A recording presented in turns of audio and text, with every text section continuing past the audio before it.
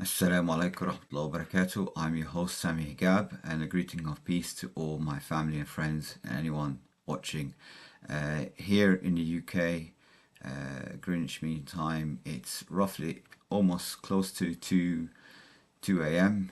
I decided to do a reaction video on a promo video that I created a day or so before, titled "The Criteria Between Muslims, Hypocrites and Disbelievers."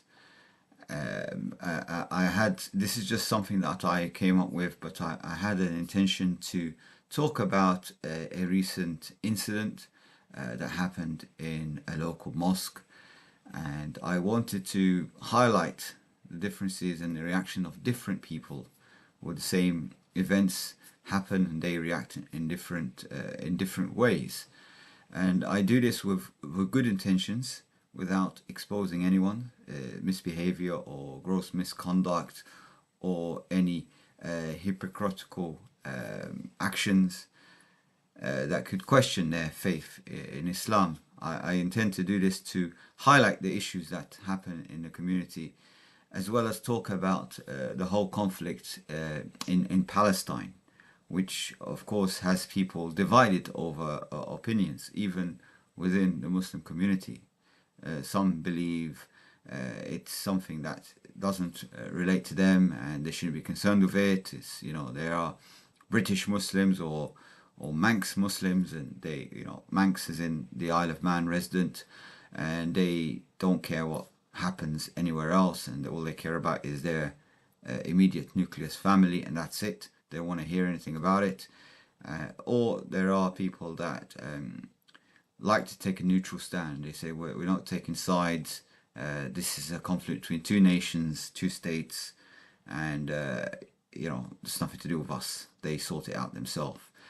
And then there's another group of people that take the side of Israel in the conflict because of what the mainstream media is pushing out as a narrative. And of course, this is the minority, but they are people that are not practicing Muslims, or people that do not, they lack the knowledge in the whole conflict or the history of the events, and they just pick up their information purely from the mainstream. So there are differences within the community. But I want to be more specific and talk about a recent experience I've had in a mosque in the Isle of Man, but without mentioning names of any individuals and so on. But it's very unfortunate that they have this kind of mentality. So I was basically traveling on that day, and I went for Jamaat, congregational prayer in the mosque for Zohar prayer, the afternoon prayer, and after that, while I was waiting, it was almost a few more hours, and it was going to be Asr anyway, and there was a little bit of a gathering of elders. They were sitting around, drinking tea and so on, and they invited me to sit down with them. And I thought, okay, I've got a bit of time. I wanted to do a podcast or a live stream, just talk about the whole situation that's happening in Palestine. So I sat in this gathering. I thought, inshallah, there'll be maybe beneficial knowledge. People are elders, they'll be talking about something beneficial. Maybe I can learn something in the deen, or I can, learn anything beneficial. But what I realized that when I was sitting there, they were just talking about other individuals. So they're practicing backbiting, and they were criticizing other people that I don't even know anything about. So they were mentioning people's names. They weren't present in that gathering while they were drinking, and they were practicing very un-Islamic behavior. So I was a bit disappointed at that point. But as it started to approach Asr prayer, the Imam walked in. Now the Imam is a native Turkish Imam. He is originally from Turkey, and as soon as he walked in, an Egyptian brother that was sitting in a gathering, he immediately, in outrage, shouted at him, and he said to him, "You're from the country of the traitor.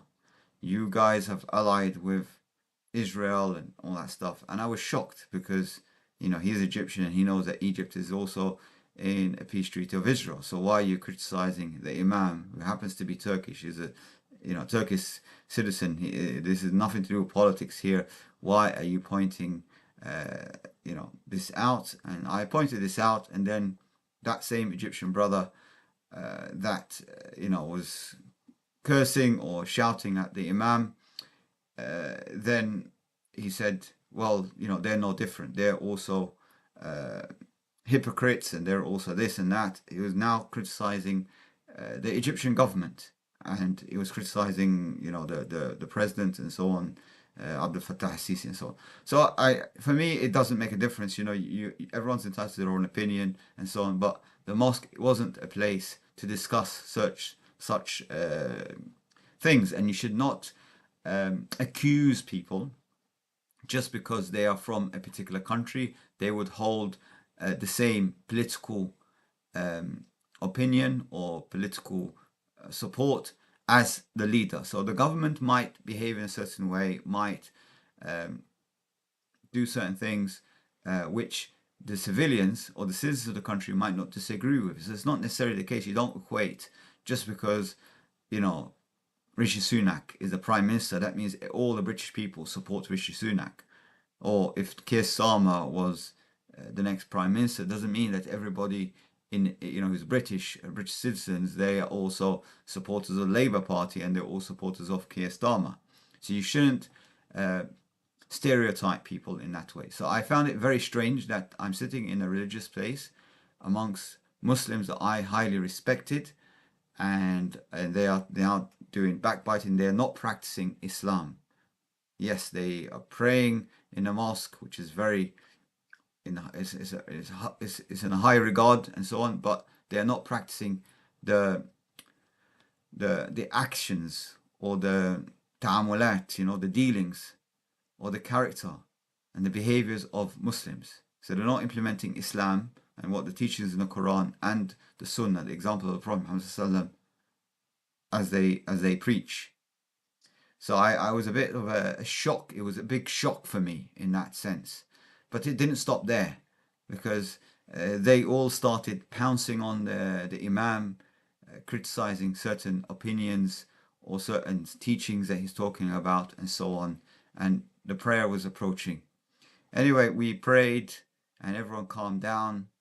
And as I was about to leave, one of the trustees, management committee members, he said to me, "Oh, where are you going, brother? Your flight is at night. Why don't you stay a little while?"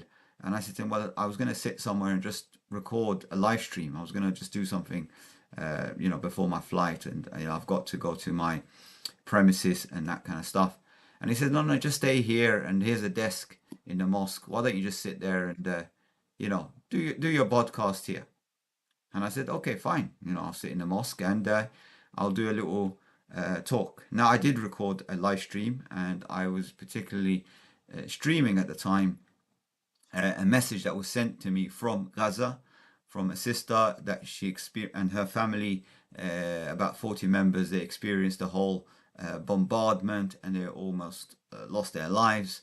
Some of the members got injured, and she was just sharing her experience. So I thought I'd do a live stream and use her audio, as well as give some input and updates that I have received from other people regarding the whole situation, and just do another, just like a live stream, just like I normally do. To my shock, by the time I finished my flight, now it was approaching almost midnight, and I was on my way home to my destination, and I received a call from another member of the management mosque committee. And this brother was just basically saying things, and he says, "Oh, I didn't give you permission. I know this other committee member gave you permission to do this, but in the mosque, we don't want any, we want to stay neutral to Israel. We want to stay neutral to the whole conflict. We don't want to discuss politics or mention any of this." And they also had a go on the Imam as well for speaking about these things.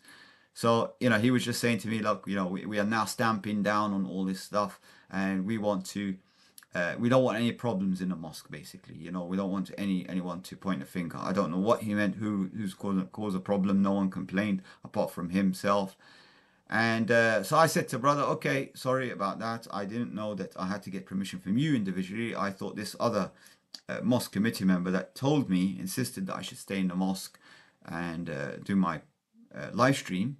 So I'm very sorry. I didn't know about this. I thought this was a house for all the Muslims and anyone could sit down and, work or do whatever, as long as it's all related in a way to Islam, because all I was doing during that live stream anyway, I was talking about the teachings of Islam. I was trying to explain to people that we're all originated from Adam and we're all brothers and sisters. So I told him, and he watched the stream, and he said to me, no, I don't agree with your opinion, and I don't want to take sides, and we want to stay neutral, and we don't know who's wrong and right, so let's not make a comment about this, and so on. He kept going on.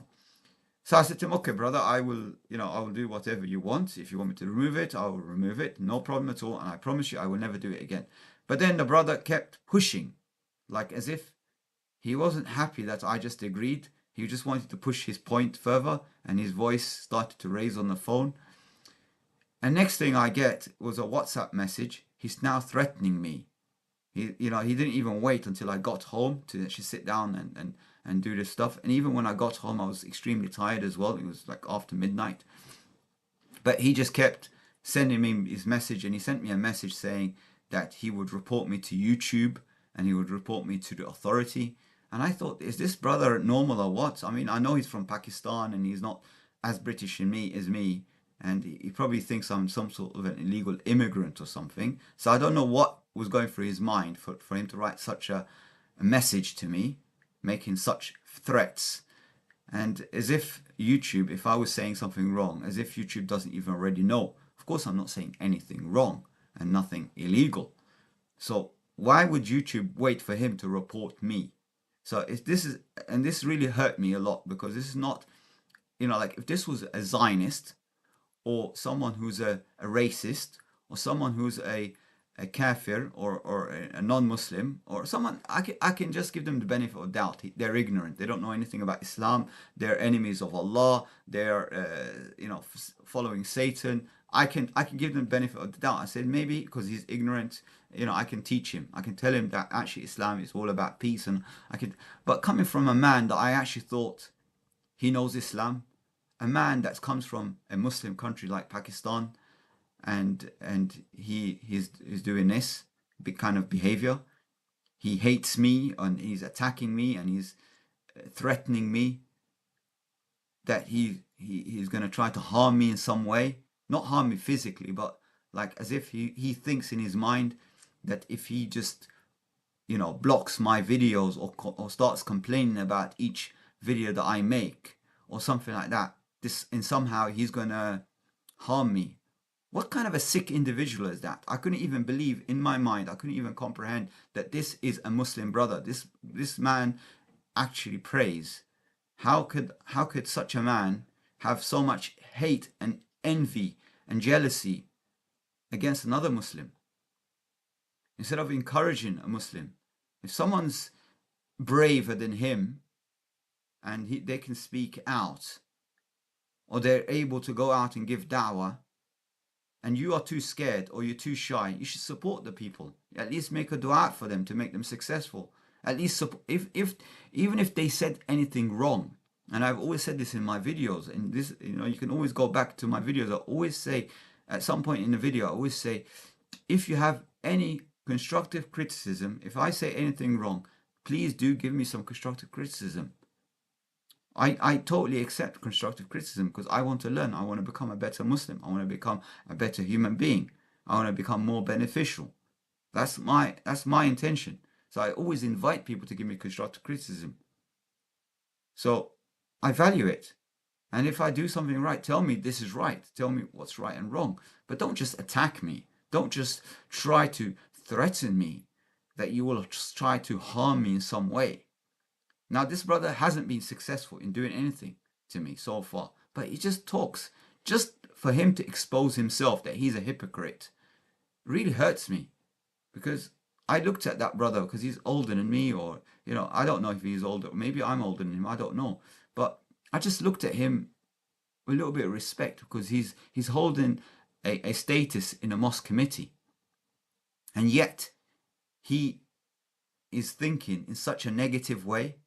And then he goes on further by dismantling a group. We had a community, a Muslim community WhatsApp group with all the Muslims, and each Muslims, they would post different things from people that are just moving to the island in the Isle of Man, and they're posting, they need a property, or they're selling a car, or some events happen in a country, the refugee situation in Sudan, or something's happening in Egypt, or Palestine. People will just post different messages on the group, and suddenly he goes completely crazy, and then he just locks up the group and starts telling people to leave the group, all because of my video that some people in the group seen it, and he starts deleting all the videos. Okay, fine, you don't want me to go, but why do you start attacking everybody else? So there are people there that have, I don't know, a disease in their heart. They hate Islam. They come to the mosque, or they don't come to the mosque, but they profess to be Muslims. But they remind me exactly of verses in the Quran, which I share in this video, by the way. And I share these particular verses for a reason, because I'm trying to give a certain message. These are the description of the munafiqeen, the hypocrites. Now, I don't want to mention this brother's name. I don't want to expose anyone. I've already told you Isle of Man. I told you the mosque committee. I've told you a lot of stuff. So I kind of, gave out a lot of hints of these things. But I don't want to expose this brother, because I really sincerely, from the depth of my heart, I hope this brother repents. I hope this brother can turn back to Allah sincerely and stop uniting and allying with the enemies of Allah. But for some reason, he has this problem, inferiority complex, and he believes that, Muslims are weak, and he likes to ally with strong people. He likes to ally with the bullies, just like the mainstream media. The mainstream media, you see them always, regurgitating the same words again and again. Israel has a right to defend itself. Israel has this, this and that. Whatever happens to Palestinians, they deserve it. They had it coming because their government is this. So they punish everybody because of the government or the ruling government done something. Whether they are wrong or right, I'm not even going to comment on that. But they collectively punish children, babies that were just born. They don't even know anything about anything. They don't know anything about politics or the occupation. They don't know anything. And you're judging them because of some government, because of action of a handful of people. Why do that?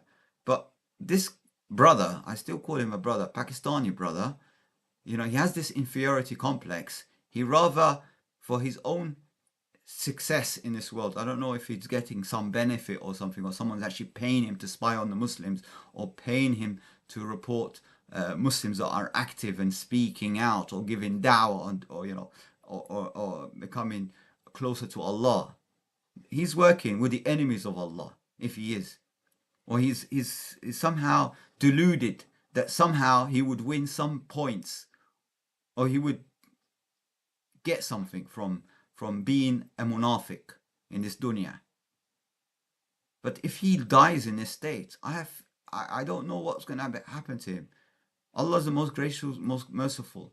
Allah can forgive. He can punish or not, but it's a very risky business. It's very risky that you face Allah and you have nifaq in your heart. When you hurt other Muslims, when you criticize people that are higher status than you in religion, like the Imam, for example. And I am nobody. I am absolutely I'm not even an Islamic scholar. I'm nobody. But you know something? I love Allah, and I believe that Allah loves me. And I take Allah as my friend. Now imagine, and I'm not saying that I am anything special. I hope Allah can accept my actions. But imagine if you treat a wali Allah, someone who's close to Allah, or Allah loves him. If Allah loves someone and you harm that person, you offend someone, Allah will be angry with you. He might nullify all your good deeds. So be careful, brother. If you watch this video, be careful. I don't mean to hurt you. I want for you to change. I want the very best for you. And the people that are like you, the munafiqeen out there. The people that are hypocrites, the people that have sold their soul to the devil. You can turn back, and while you're still alive, you still have a chance. You still have a chance to change and become a good person.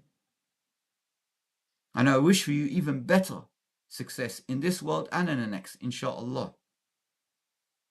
I really do sincerely love for everybody, far better than for myself.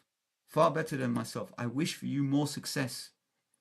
And this is what really upsets me, because it's when it's coming from someone who professes to be a Muslim and then doing this to other people, harming people, even by words. I'm not saying physical punches or something like that, just by words, backbiting or offending someone in that way is very dangerous, because Allah can forgive all sins.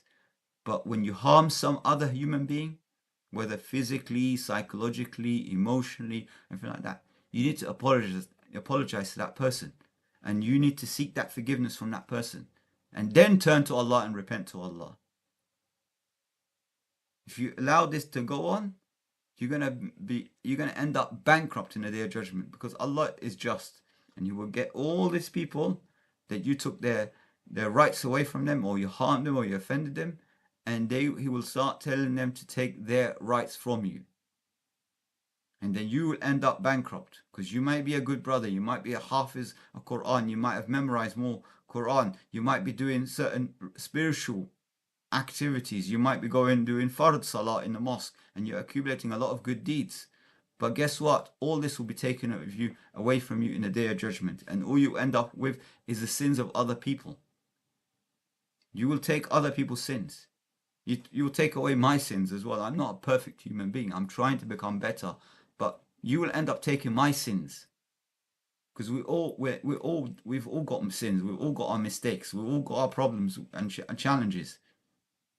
But there's one thing, when you have a sin that's only affecting you as an individual, and there's a sin where it's affecting other people. Like if someone's smoking, they're harming their health, it's true, but also you're harming the people that are around you. From the smoke, it will also affect the people around you. So the harm is on yourself and others. That's even worse than the harm that you do on yourself. If someone doesn't pray, that's really bad. Of course it's really bad. But who gets harmed? If you don't pray and I pray, would you be harming me by you not praying? No, you will harm yourself. If I don't pray, I'd be harming myself. But if I was smoking cigarettes and you're in the same proximity, you'll get harmed, I'll get harmed. So it's, it's a collective harm that's on others. So we should avoid these kind of sins far more. I'm not saying don't pray. I'm saying you pray, you fast, you do all these religious obligations. These are the foundations.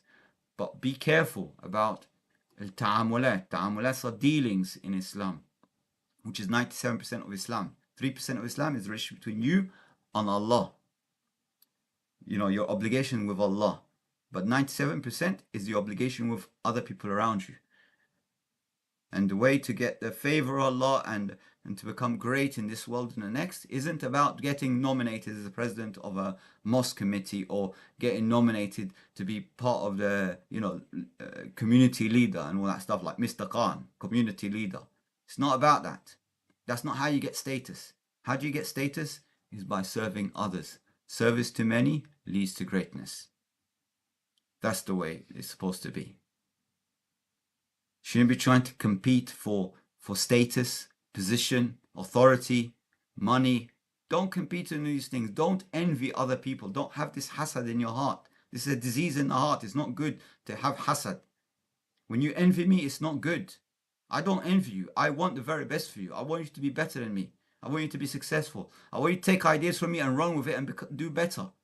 Do better than me. But don't envy me. Don't try to be a barrier when I try to do good. In my opinion, I want to do good. If I'm sharing a message or I'm speaking from my heart sincerely, based on the information I have, and I share it with people, I feel that is good, in my opinion. If you feel you could do better, go for it. Do better. But don't envy me. Because the way you spoke to me, it made me feel that you are envious. Because you're envying me, that's why you want to break down all my abilities. You want to prevent me from any progress. And I don't like people like that have that kind of evil heart, especially someone that professes to be a Muslim, because it makes me feel that you are a hypocrite. That's my opinion. Now, I'm saying this as an individual, but I'm saying there are lots of people in our community that needs to change. And it's because of this very reason, there are people among us that are fighting and not going back to the methodology of the Prophet Muhammad, not reading the Quran, not actually applying the Quran in their life and the teachings of the Prophet Muhammad. This is why we are in a mess. And this is why enemies of Allah gather around us as if they're having a meal, and they divide us and they conquer us and they do all sorts of disgusting things to us. And this is why Palestine is suffering. What's going on in Palestine today is the fault of us. We are the fault. It's my fault and it's your fault too. It's the whole community. It's the parents, the children, everything, the whole community. Because when I go to a mosque and I see certain things, and I'm not saying every single mosque, I've been in some amazing mosques, very hospitable, people are united, people cooperating together. I've been in nice places and I've traveled to so many countries, more than most people have, and I've seen a lot. But I was disappointed in the Isle of Man. When I went to the Isle of Man, I didn't find them united. I found them very disunited. People didn't care about anyone. And when I was new to the island, I wanted to get help, and I was asking people for guidance, directions. I didn't get any support from the Muslim community. The first person that ever helped me on the island was actually a Christian man. And I have truth to be told on that. It was a Christian man that helped me. And when I asked him, you don't even know me. I mean, this guy didn't even know me. We were just having a chat, in a conversation in the street, because people in the Isle of Man, they're very, non-Muslims. They are more Islamic in their behavior than the Muslims, just to give you an idea. And this man, he was having a conversation with me, and I told him I just came to the island and I'm staying currently in a hotel. I'm looking for a room, a residence. And he just said to me, oh, come stay with me, and like this. And he was just very helpful. And he basically started taking me through the ropes, exactly telling me this is the government building, this is this. And he started guiding me around. And when I asked him, why are you doing this? The gentleman was called Peter, but I just said to him, Peter, why are you doing this? And he said to me, it's a Christian thing to do. And I said, subhanAllah, that's a very Muslim thing. This guy needs to know about Islam. This guy is a Muslim. This is the Islamic behavior. He was implementing Islam and he didn't even know about Islam. He was just following the teachings of Jesus, peace and blessing upon him. Love your neighbor like yourself. So I was very pleased. I was surprised. I said, I wish I hear this from Muslims. I wish the Muslims in the Isle of Man behaved like this. I didn't find it at the time. Only recently, when this brother, the Imam, the Turkish Imam came, when I got to know him very recently, and we started talking, I said, oh, subhanAllah, there are good people here. There are good Muslims. Before that, many years I stayed in the Isle of Man. I never met any good, decent human beings that they're all Muslims in the Isle of Man that I felt they care for each other. I didn't find that. And then recently, the new Muslims that are coming to the island, now I'm seeing this Imam, this brother, another brother from India came as well, mashallah. Very decent human being, respectful, lots of good people. But the old generation, the people that are holding, controlling the mosque, they're very corrupt. They're very un-Islamic in their behavior. I don't know why they're doing it, they're doing this. I think they feel somehow they're benefiting in some way. I don't know. I really don't know. I don't know what's the internal or the operation or what they're doing and what kind of a business they're running. But I didn't feel welcome as a member of the community, as a Muslim on the island. And therefore I told the brother, I said, listen, brother, you know what? I'm never going to pray in this mosque again. If there is no mosque, I will make a mosque, inshallah. By the will of Allah, with the help of the decent, real, pure Muslim brothers and sisters, I will, inshallah, together we will do another mosque. For Allah alone. Nothing about politics and people. If anyone that wants to share a message, a beautiful, positive message, share it. No problem. So I have I don't understand why this could happen and why. And I never used to understand it when I was a young man, and I see these different mosques coming, popping up everywhere. And, you have a Bangladeshi mosque and you have a mosque for the Arabs. And I thought, why is this happening? We're supposed to all be brothers and sisters. We're all supposed to be united, working on one project instead of having a small, small community center here and another small community center here, and everyone's kind of fighting and quarreling over pathetic, trivial matters.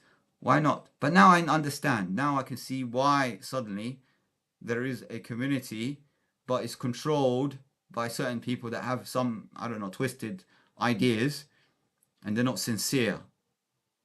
And I don't really know. I feel really sad and I feel very hurt and disappointed. And this is why I said, inshallah, may Allah, if Allah wills, if I can find enough people, inshallah, we will do something. But it will be pure only for the sake of Allah. No criticizing, no backbiting, and no, idle talk. Only thinking about positive benefit, looking for less fortunate people to serve them, seeking out the people that need help and serving them. We are here to serve. Service to many leads to greatness. I feel this is needed. And if there's any other community somewhere and you feel this, perhaps maybe we can all cooperate together. Perhaps we can unite and help each other. Start building real, true, sincere communities. So anyway, I spoke a lot. I've let out a lot of steam, and to be honest with you, this kind of words that every time I look at these words that this brother sent me, I feel really hurt, and this is one of the reasons why I'm actually up late, because I feel sad and I pray to Allah, but in my heart I'm complaining to Allah. I'm saying, Allah, I leave this matter to you. Hasbi Allah wa ni'mal wakil. This is what I say in my heart, and when I remember this brother, I feel hurt. And I say this, and I say, I'll leave it to Allah. I'm not even going to respond to him. I'm not going to, go in and try to defend myself or prove my point. He watches this video, he gets the message, he changes. I hope he does. And I forgive him in advance. But if he doesn't and he continues this way and he behaves, before he knows it, he would only have the worst of the worst people in his congregation, in his mosque. And that could be his house. I don't know if he bought that building or who bought the building. I'm sure they collected it from donations from the people that were attending. But yeah, it's not a good thing. And certainly I'm not going to support them. And now alhamdulillah, I've seen the true colors of the people there. Alhamdulillah, I did stay, for a while. This is actually the first time I actually sat in there between the two prayers and seeing what goes on and the talks and stuff. And the behavior. Alhamdulillah, I've seen the people's true colors. Now I know who's sincere and who isn't sincere.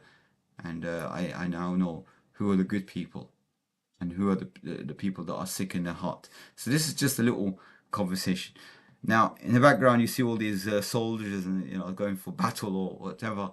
But I did that intentionally because I did like this promo video, and I wanted to take your opinion on it, you guys. I'm not professional or anything. I'm not professional in making videos or anything like that. It's just purely amateur. My background is mainly technical, as a software engineer, focused in financial technology and stuff like that. But I'm trying to develop other diverse skills, and I attended mental health training to be a practitioner in mental health. I'm looking into other areas, fitness as well, health and fitness. I've recently lost a lot of weight, and I want to share my journey as well, and to help other people lose weight and stuff like that. Of course, it's a challenge. Once you lose a lot of weight, it's a challenge to keep it off and to stick to that particular lifestyle. It is a challenge. It takes a real perseverance to stick to this regime, the diet and stuff.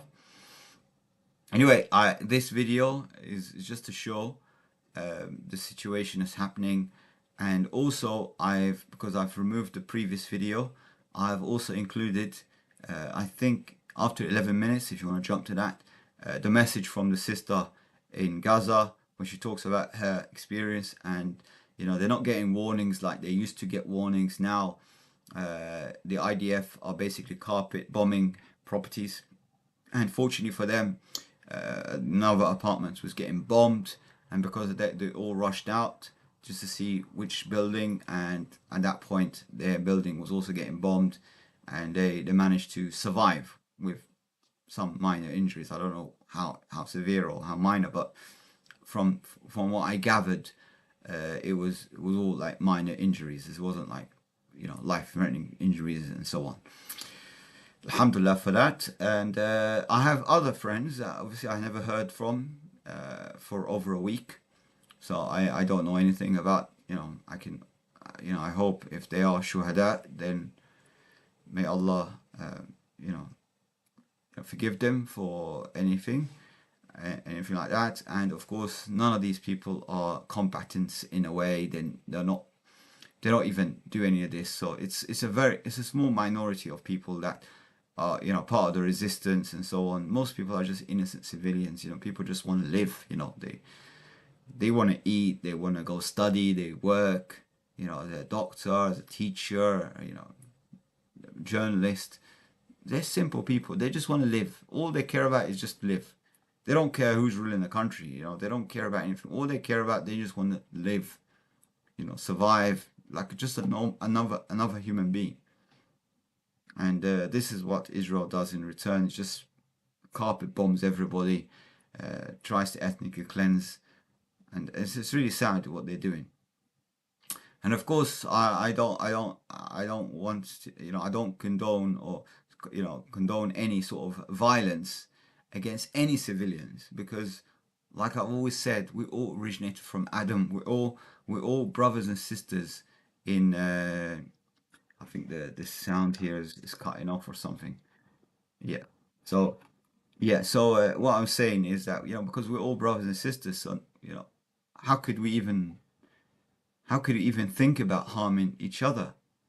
So and you don't get to choose as well. I mean, I could have been born as a Zionist even. I could have been born from a Zionist family. I could have been born from an African family. I could have been born anything. I didn't get to choose the land that I was born in. I didn't get to choose my parents. I just came in this world with a set of traits and attributes. And when each of us reach a mature age, we start to ask questions. We start to find out the facts. I didn't know anything about Islam until I was probably about 13, 14 when I started investigating religion. I was kind of, okay, Islam is like a culture. It's like, ethnic group or something. I didn't know anything about anything. Let me just remove this. So, so basically, I started, and I didn't even, and after that, even by the time I was like 18, I didn't even know anything about politics either. It was kind of like, okay, well, what's Israel about? And I thought Israel was just a country as a neighbor to Egypt. I didn't know that they occupied Palestine. I didn't know any of this stuff when I was about 18. So it was kind of new to me as well. Now I was trying to learn about, the history and politics and stuff like that. So you can, forgive people. There are lots of people that are misguided. They don't have the knowledge. And if I didn't know, then you can probably gather that the people that were my, previous generation didn't even have a clue of what I had a clue about, because obviously next generations always know a little bit more than the previous generation. So you can gather that a lot of people didn't know, or the knowledge was lost from generation to whatever, or the priorities had changed as people, each generation, because some generations were obviously, way, way past.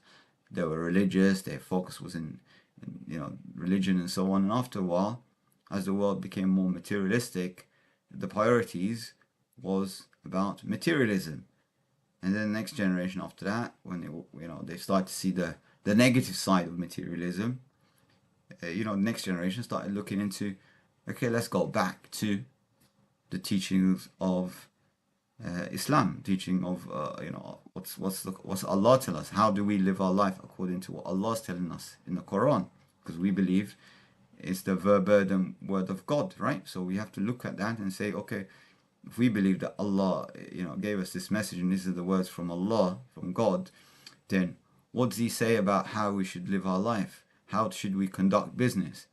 What's the inheritance law like? How do we apply that in our life? How about being a good? How about being a husband, a father? How do you bring up children? So all these things are answered in the Quran. So and Allah tells us Islam is a complete way of life. It's not a religion. It's not just like it's that tradition or culture. It's not none of that. It's a complete way of life. It's like a blueprint how to lead a successful life.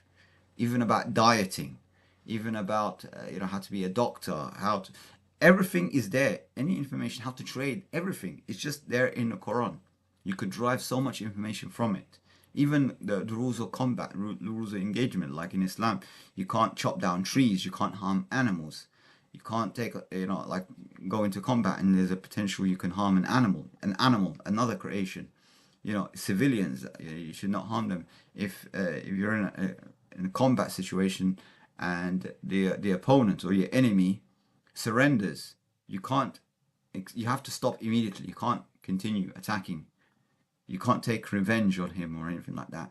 And after you take him as a prisoner of war, you have to treat them well. They come back to being your brother in humanity. So you have to treat them well. You have to show them the beauty of Islam. Treat them equal, give them food, look after them, and so on. That's why you see a lot of these prisoners or hostages that are being released. They're unscathed. They look healthy. They look really well, and because they get treated well. If they're looked after by a Muslim, they get treated well. They don't get harmed. They don't behave the same way as the Israelis do. They just take revenge on prisoners. They torture. They do experiments. They do a lot of sick stuff because they have no rules. They have no rules of being a human being. So they just behave like savages. They just harm and kill and rape and cause destruction because they just believe in the concept that they are a superior race. So that's the problem. That's the difference between us and them. And even though they are so evil and harmful to other human beings, we can't be like them, because in Islam we have to be peaceful. We always have to go back to our root cause of being peaceful, loving people, because we're human beings. Like I said, we're all brothers and sisters. So we have to always remember that when we deal with each other. We are one. We're one family. Irrespective of our creed, gender, and it doesn't matter. We're all equal but different.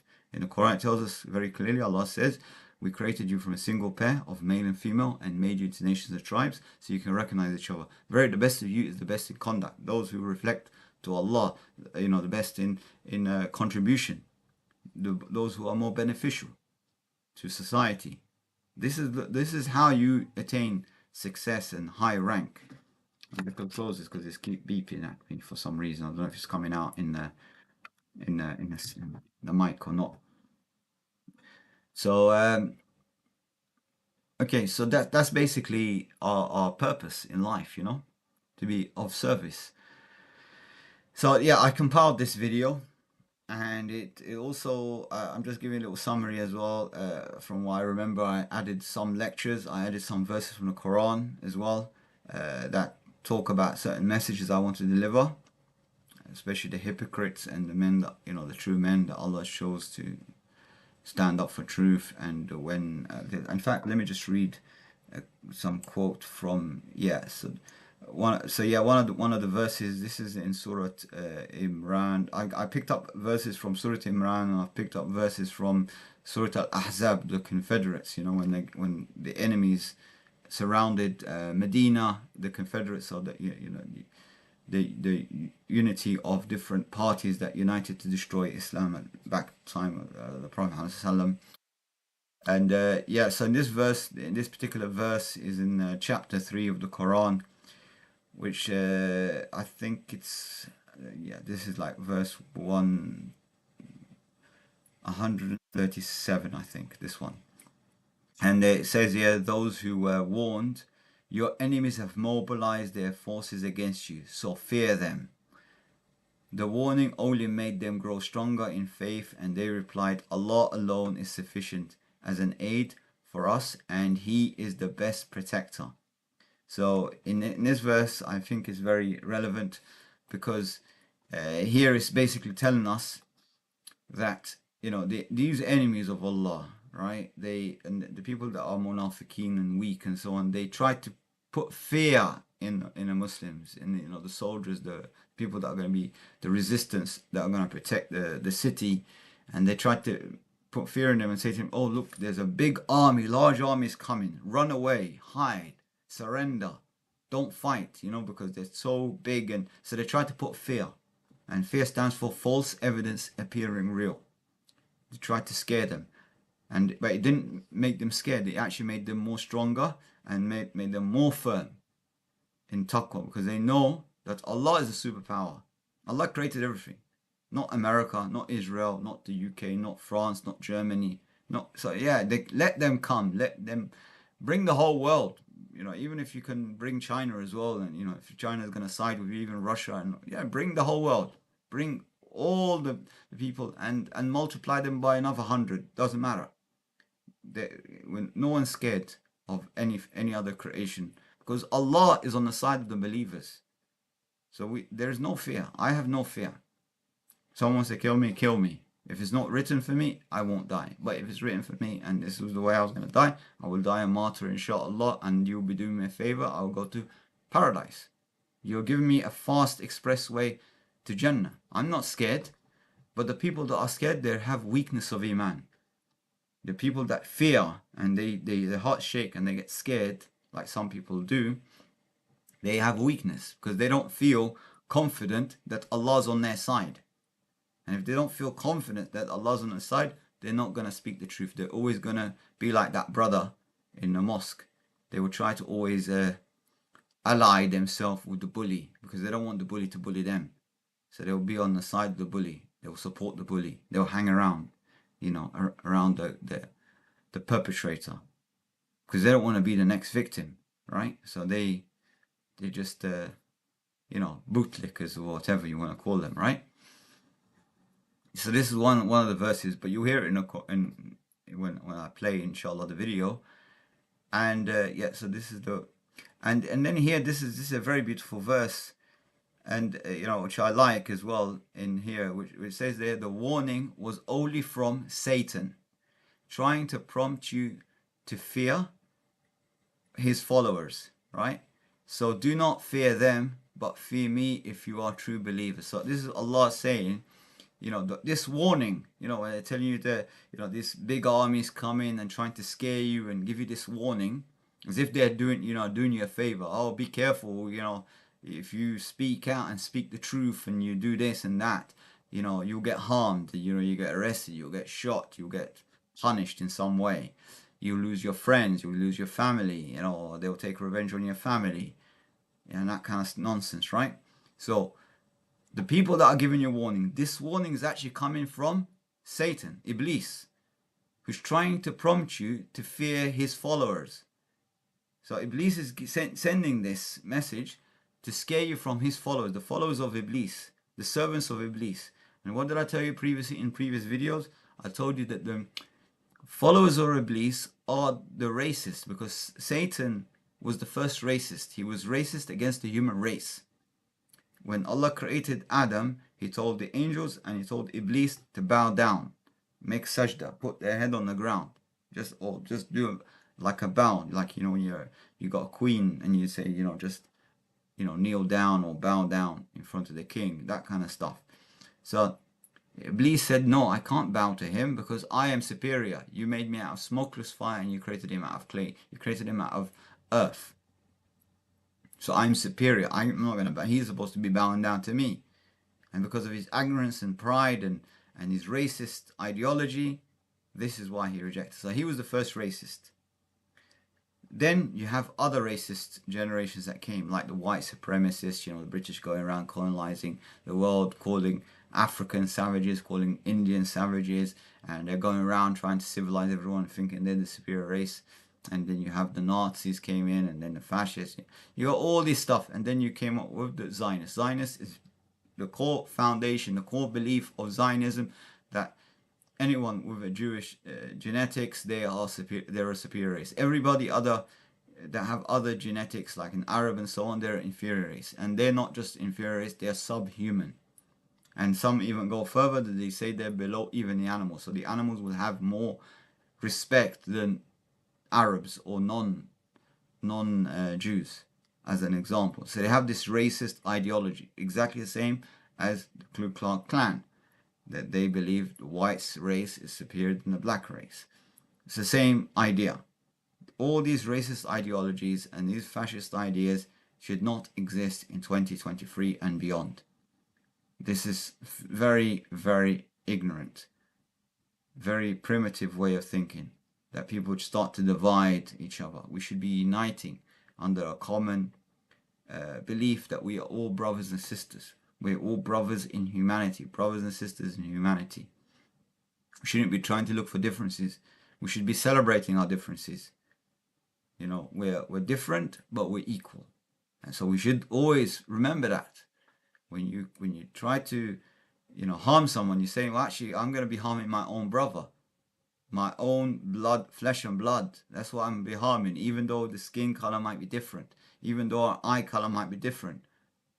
You know, I might have, you know, different hair color, different hair texture, but we're still brothers. We belong to the human race. So we should stamp out racism. We should not be prejudiced against each other. And we should not judge each other based on the ancestors, genetics, ancestors, or what we were born into. You know, if someone's born, you know, as a Zionist, for example, from Zionist parents, don't say that, oh, because his parents were Zionists, and therefore their son is also Zionist. Because you have many examples of people changing, like Miko Peled, the author of The General's Son. Now, he was born from a Zionist family. His grandfather was a signature to the State of Israel. And, you know, his father was a general. Miko Peled also was an officer in the Israeli army. But he changed. Now he's pro-Palestinian. He goes to Palestine. He's been to Gaza. He's been different plots. And he's got many Palestinian friends. And he's always fighting the corner of the Palestinians. Because you can't judge people based on how they started their life. The most important thing is how you end your life. So you might even have 99 years of your life as an atheist, as an evil person, as a criminal even, you know, a murderer, whatever, you know, a really bad person, drug dealer, pimp, whatever, 99 years of your life. I mean, if someone even lives that long. But then 1 year or just a few days before you change your life, you say, oh man, I don't want to be like this anymore. I want to be a good person. And you regret, you know, your past. Allah will forgive you. He always forgives. He wants to give any excuse to forgive you. He wants to admit people into paradise. So if you do turn back to your Creator, Allah will forgive you and He'll replace all your sins and He'll make it into all good deeds. He'll wipe out your slate. It will be a white slate. But you can't play games. You can't pretend, oh well, you know, I'm gonna waste my life away, and just before I die I'm gonna repent. You can't do that. You can't play games because you don't know when you're gonna die. You might get hit by a car, the building might fall on you, there might be an earthquake. Doesn't matter. Something might happen and you might not have that chance. So why not now repent and change your life? And focus on trying to be a better version of yourself. And make the rest of your life the best of your life. Why not do that right now? Turn back to Allah. And discover. And if you don't know anything about Allah and Islam or whatever, you know, just get a Quran. I've got a copy of Quran here. You know, I can send you one just like this, free of charge, no cost at all. You know, the postage, I'll pay the postage. Just give me the address. Give me the address on LinkedIn. I'll send you a free Quran, no cost at all, if you want that. If you don't have a Quran, I'll send you one. But you have to promise me that you'll read at least 10 pages, even 5 pages. Just read just a few pages and then judge for yourself if this is a word of God or a word of man. And I can guarantee you, and I'm certain 100%, you would say these words can never be word of man. This is the words of Allah. You will actually feel, your heart will feel that Allah is talking to you directly. Because I always feel that when I read the verse from the Quran, I feel as if this verse is written for me. You know, Allah saying these words, and He's talking about my condition right now. Because exactly, sometimes I feel these verses, they go right into my heart when I hear the Quran. I'm not good at reading Arabic. I'm trying my best. I read very, very, very slow.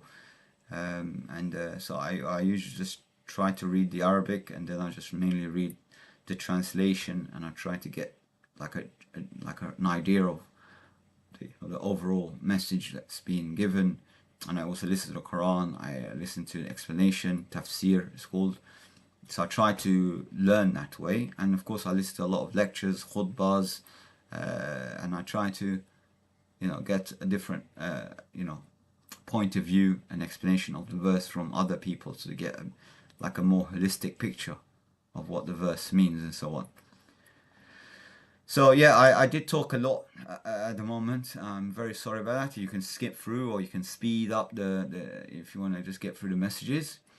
I'm gonna play this video. I'm gonna just shrink the size of my monitor. I'm gonna play the video, and what we'll do, if there's something particular thing that I want to deliver or I want to explain, I will pause the video and I will kind of interject and give my little input. And for those that don't know Arabic, most of the stuff in the video, unfortunately, there was a lot of Arabic speakers. I didn't put a translation or anything like that.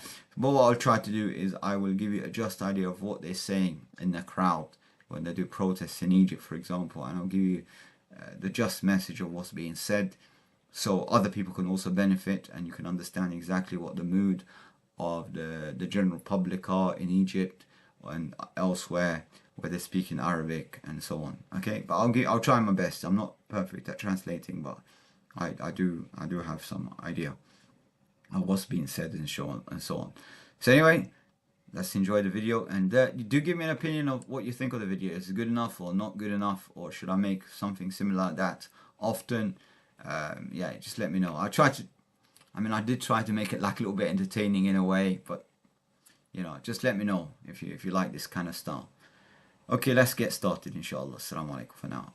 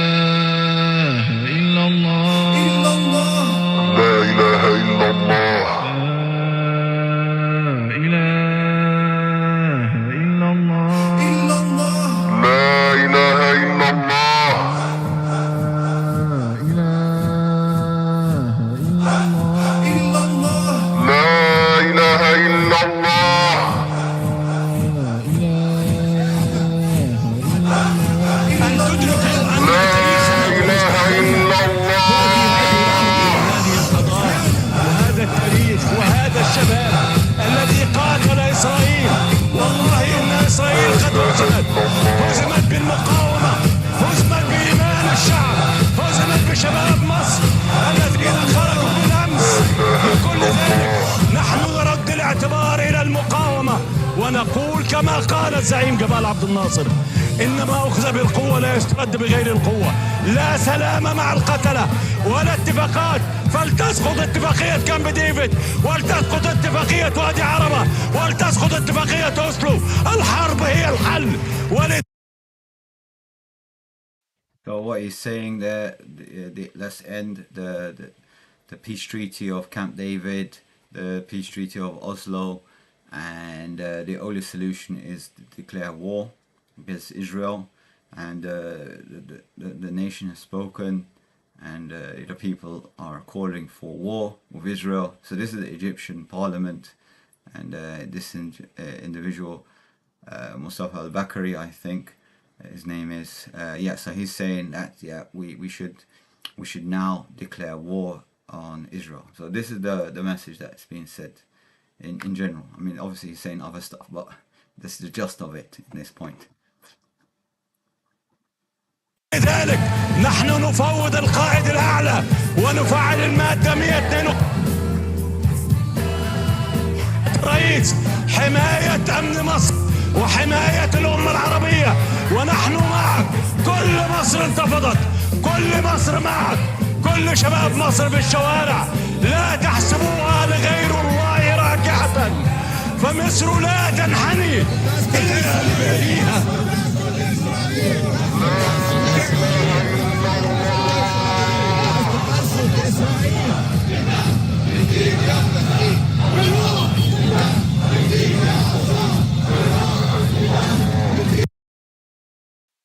بالروح بالدم تفديكي أصلا. Basically, with our soul and our blood, we are sacrificing ourselves for you. And yeah, millions and millions of people. I mean, Egypt is over 100 million, and every single man in Egypt, every single fighting age man, whether they're military or not, they're all prepared and will be very honored to die in the soils and for the blood to, you know, to be drunk by the earth of Gaza and Palestine in general. There are a lot of brave men that are prepared to die and sacrifice themselves for Palestine, because Palestine is our heart. Every single Muslim in the world who's true to their faith, they will feel the pain in their heart when it comes to Palestine. Palestine is the red line, and anyone that don't get that feeling should question their faith, because Palestine is like you cannot explain it. It will really show you the criteria. If you are a sincere Muslim, you will feel pain in your heart immediately whenever Palestine is hurt or Gaza is being bombed. In these situations, you feel it immediately.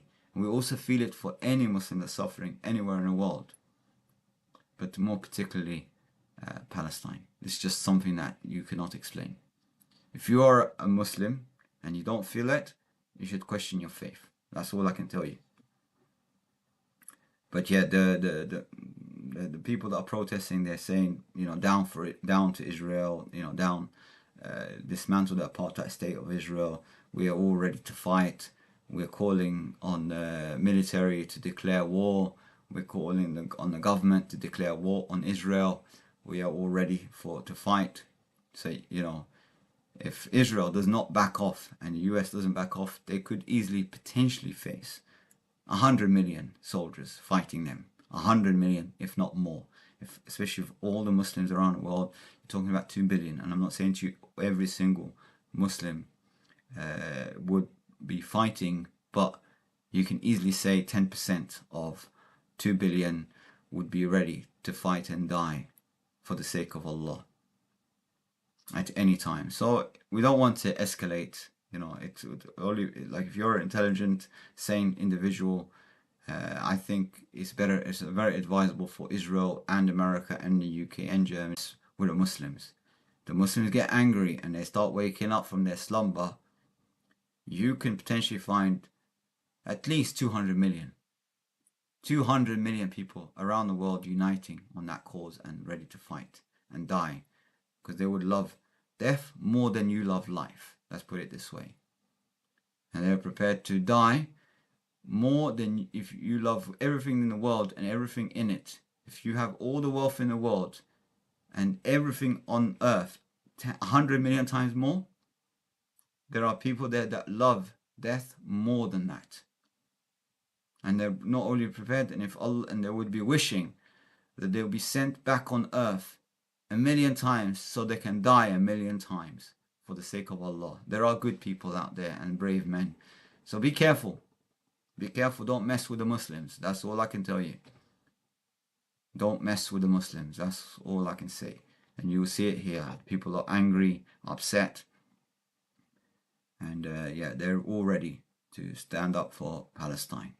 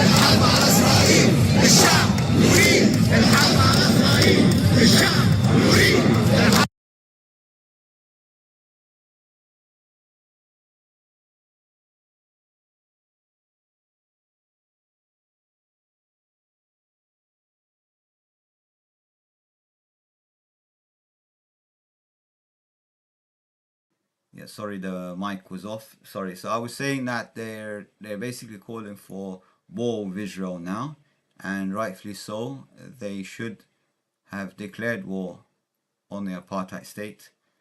It's completely forbidden, haram, to recognize the state of Israel in any form because they're an apartheid state. It's nothing to do with Judaism, nothing to do with ethnic cleansing the Jews, because the Jews are our brothers, and a lot of the Egyptians are ethnically Jew as well, and a lot of people around the world are ethnically Jew, or just to be more accurate, ethnically from the descendants of Sam, the descendants of Jacob, descendants of the children of Jacob. Jacob's other name is Israel, so they are called the children of Israel, Bani Israel. So many of the descendants of Israel, the prophet Israel, settled in Egypt. Therefore, there are a lot of people that are ethnically part Jew that live in Egypt. You're maybe not aware of that. So these are the real descendants of Bani Israel. The real descendants of Bani Israel are the native inhabitants of Palestine, because they are Palestinians, and the Palestinians are the original natives of the land, even before the whole race, which are called Jews, before they even existed, before even Abraham was even born, the father of the Semitic race of the Arabs and Bani Israel, the descendants of Moses and so on. Even before then, the people that occupied that land were not called Palestinians, but they are the original and descendants of the Canaanites, the people that were living unsettled, that originated from Sam, and they originated and they lived in that region called Palestine. So they are the original natives of that land.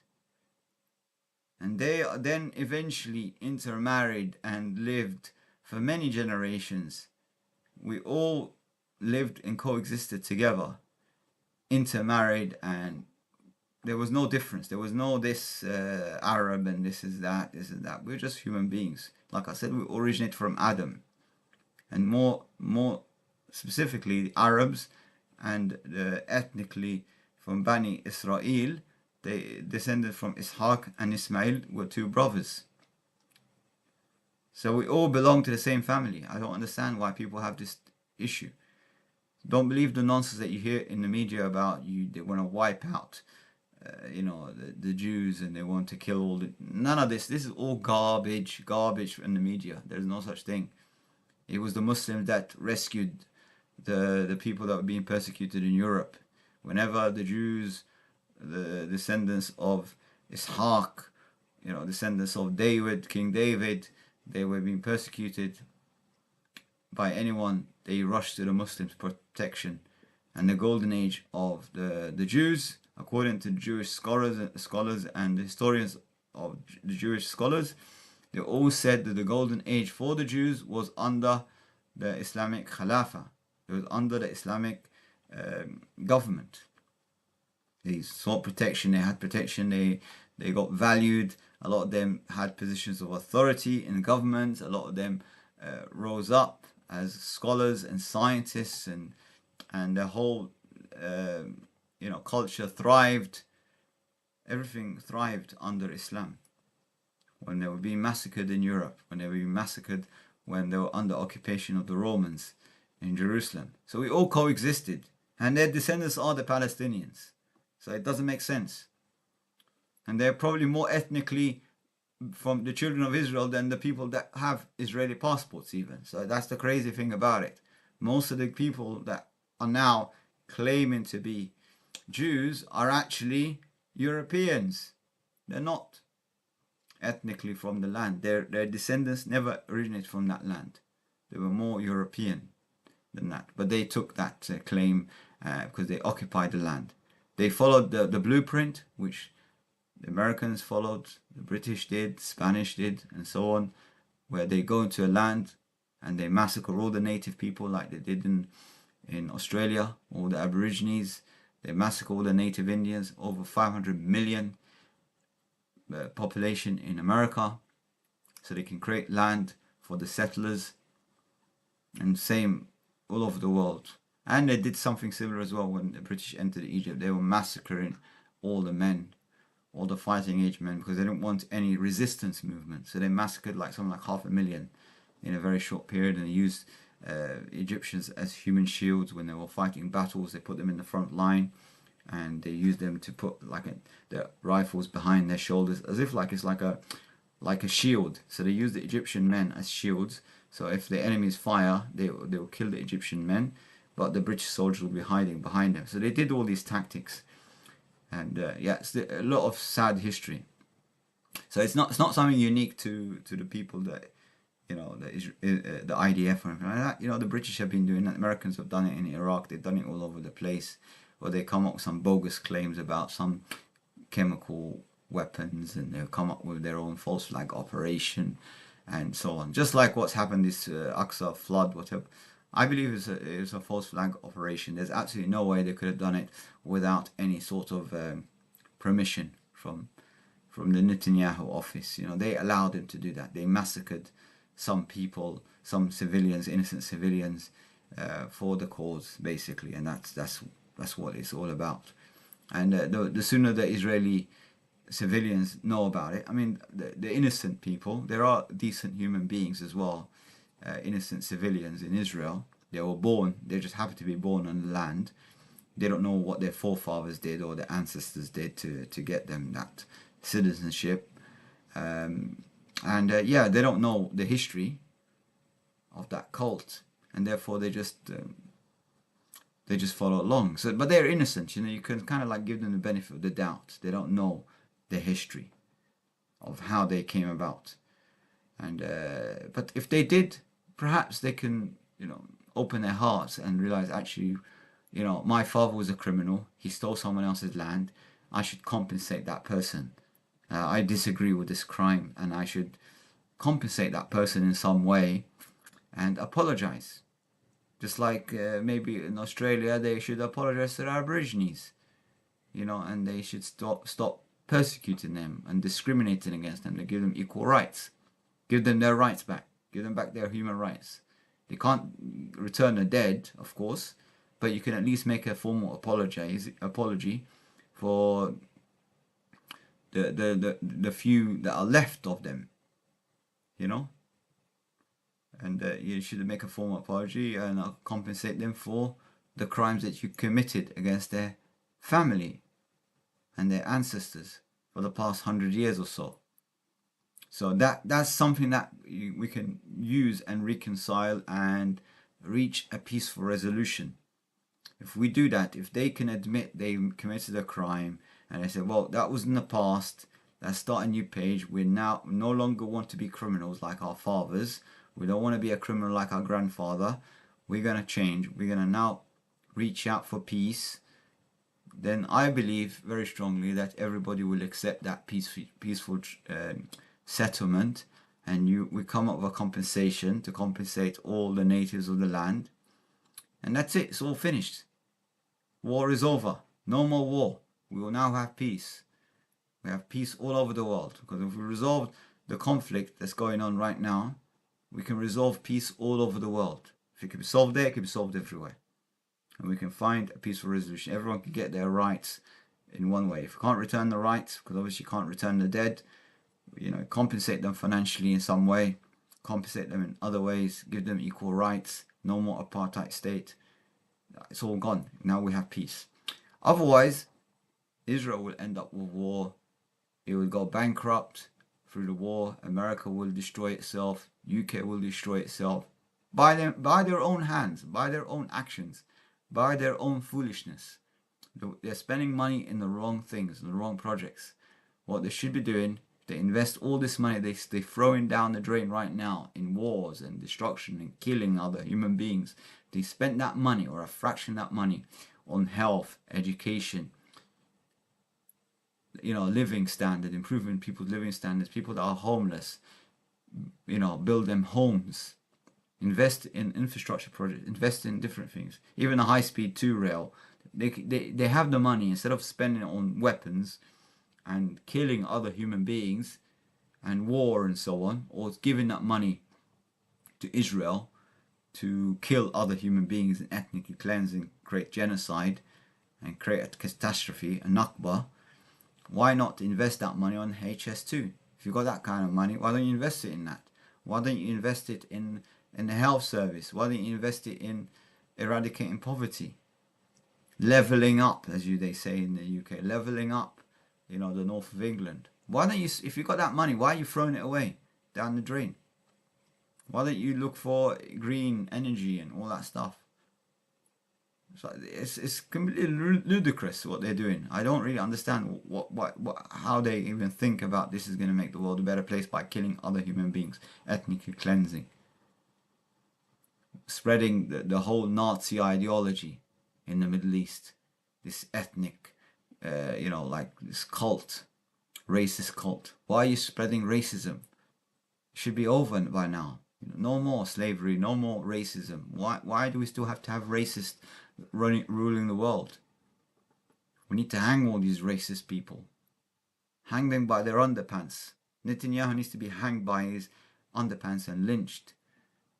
That's what he needs to do, because he's a racist, and so is all his party. They're all a bunch of racists. We don't need any of these racist people. They're criminals. They should be behind bars. They're the people that should be in prison, not innocent children and civilians you're arresting and torturing. You should be torturing this.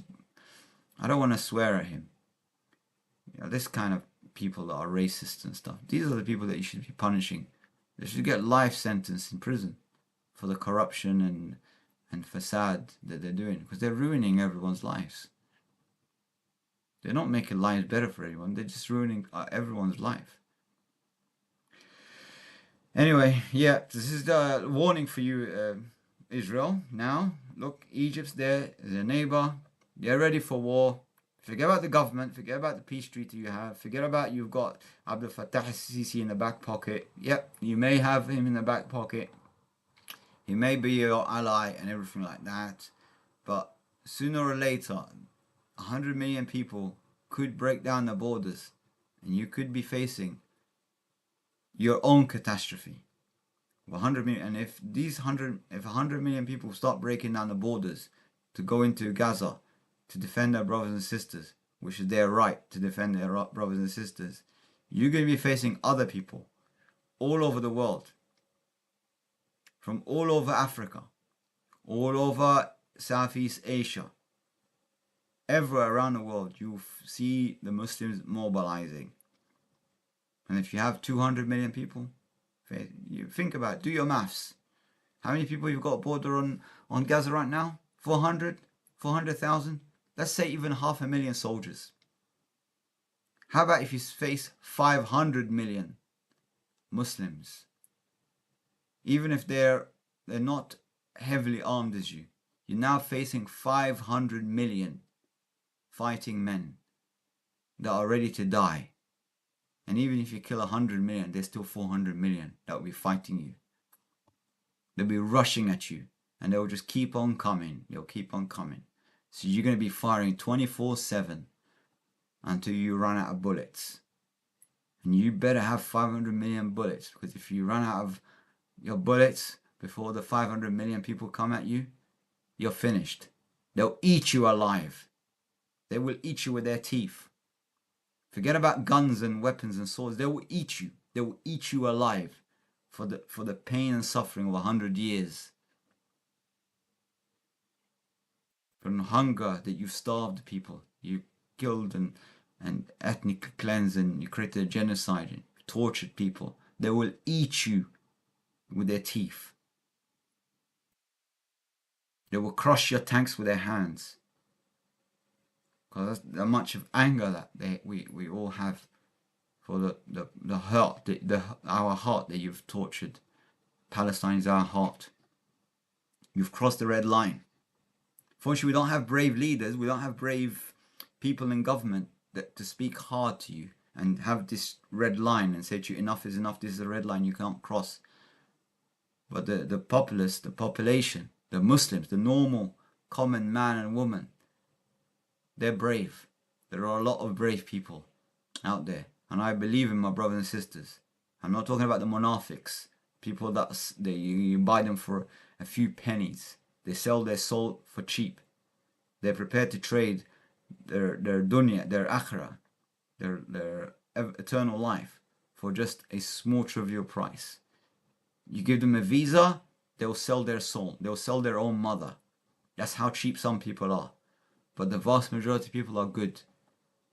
And they will reject these disgusting things that you propose to them. And they will never betray Islam. They will never betray Allah, because they are 100% convinced of the truth. And they love the akhirah and they love Allah more than you love life. And they will not enter this trade with you. But yes, you will find a lot of traitors all over the world. You can buy them for a few pennies. They're so cheap.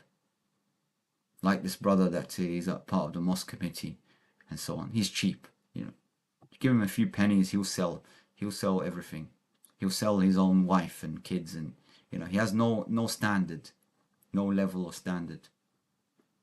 That's why he is envious of other Muslims that try to do good.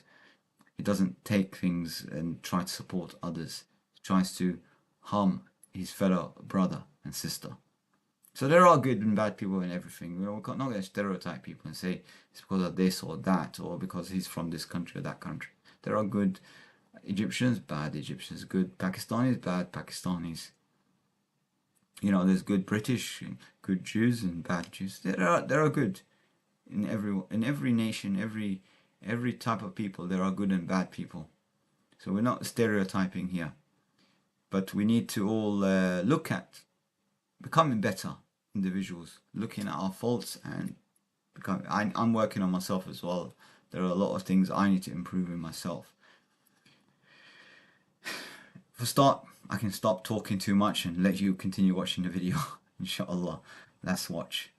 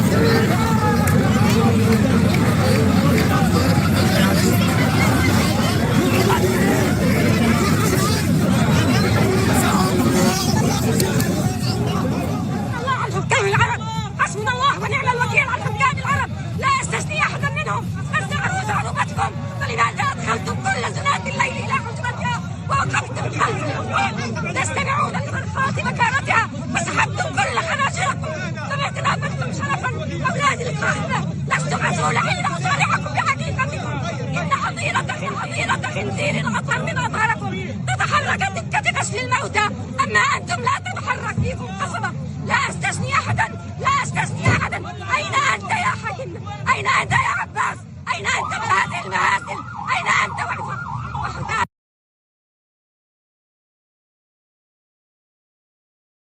Yeah, just a point I want to say here is this verse: among the believers are men who have proven true to what they pledged to Allah. Some of them have fulfilled their pledge with their lives, others are waiting their turn.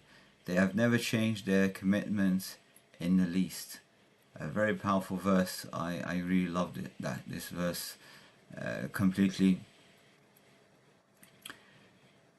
Yeah, so this is some point, but this lady is from Palestine in Gaza, I believe, and she's saying, where are the leaders? Where are the Muslim leaders? Where's the commanders? Where's our defense?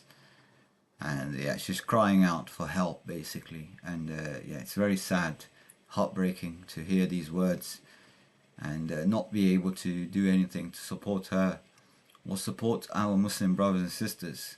And it's a sad reality, you know. There are leaders that are completely impotent, and they're really concerned about their own lives, and they forget that you know, the Palestinians are Arabs like all the Arabs. They're Muslims like us. Even Christians are being persecuted because of the race, because they're just simply Palestinian. You know, they're getting persecuted.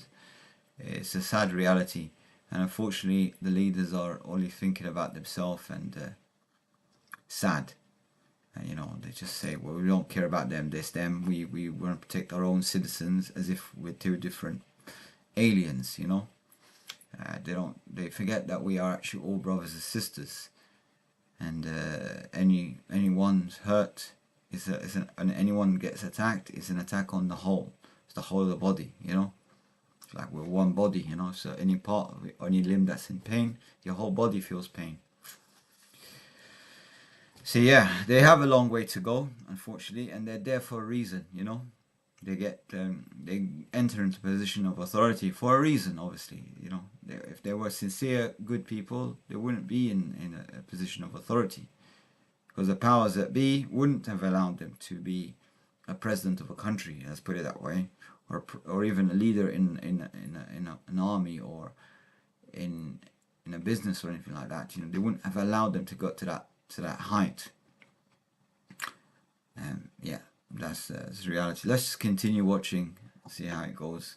I think there's a talk after that, a very short talk.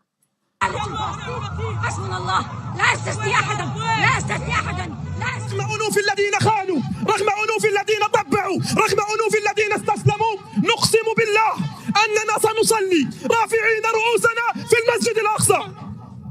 ماذا صنع هؤلاء الرجال وهم يعيشون في بقعة بالكاد والله أن تراها على خريطة العالم بالعين المجردة، لكنك تراها وستراها بعين العزة، ستراها بعين الكرامة. غزة الفقيرة ماليا، غزة المحاصرة منذ 15 عاما، 22 دولة بقوتها بعتادها بجيوشها التي لا يعرف أولها من آخرها لم تستطع أن تضرب تل أبيب، لكن غزة المحاصرة قد فعلتها. لله درهم الرجال لسان حالهم، إن 2000 قذيفة من كلام لا تساوي قذيفة واحدة من حديد. إن 2000 قذيفة من كلام لا تساوي قذيفة واحدة من حديد. لله دركم يا رجال، لله دركم يا أبطال. تخيلوا معي أن غزة المحاصرة جعلت رئيس وزراء الكيان الصهيوني على مدار 4 أيام في الملاجئ. أين سلاحكم يا عرب؟ أين عتادكم يا عرب؟ أين سلاحكم يا عرب؟ أين عتادكم يا عرب؟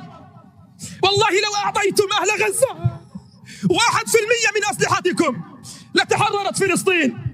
أعيرونا مدافعكم لا مدامعكم، أعيرونا مدافعكم لا مدامعكم، أعيرونا مدافعكم وضلوا في مواقعكم.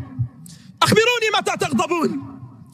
إذا انتهكت محارمنا قد انتهكت، إذا ديست كرامتنا قد ديست، إذا قتلت معالمنا قد قتلت، إذا هدمت مساجدنا فلقد هدمت. أخبروني بربكم، أخبروني بربكم. يا من أسلحتكم صدئت، يا من جيوشكم تستعرضون لنا فيها على الشاشات ليل نهار، يا أصحاب الأسلحة والصواريخ والقاذفات، إن مصر نبيكم يدافع عنه بالحجارة، فيا للعار. السلام عليكم أستاذ سامي، معك إسلام من غزة. اللي بتواجه العدوان الإسرائيلي الغاشم، الوضع في غزة سيء جدا من جميع النواحي، سواء الكهرباء فهي لا تعمل نهائيا، ونفس الشيء المياه غير متوفرة في غزة. القصف مستمر في كل مكان، وطبعا القصف ما بيطال إلا المدنيين، سواء البيوت الآمنة أو المساجد، المستشفيات، المخابز.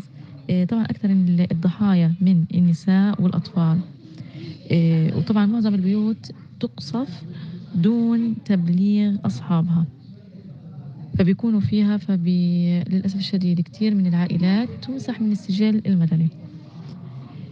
طبعا غير هيك إنه الاحتلال بضللنا بشكل كبير من أي ناحية. عادة بيبعتوا مسجات إنه هذه المنطقة غير آمنة. بعد ساعات نكتشف إنه المناطق التانية هي اللي صار ضرب عليها، زي ما صار في بيتنا. بلغونا في المناطق المجاورة لأن هي غير آمنة. للأسف الشديد بعد ساعات القصف كان لبيتنا ولبيت الجيران والجيران وكل البيوت بشكل عام، رغم إنه لم نبلغ.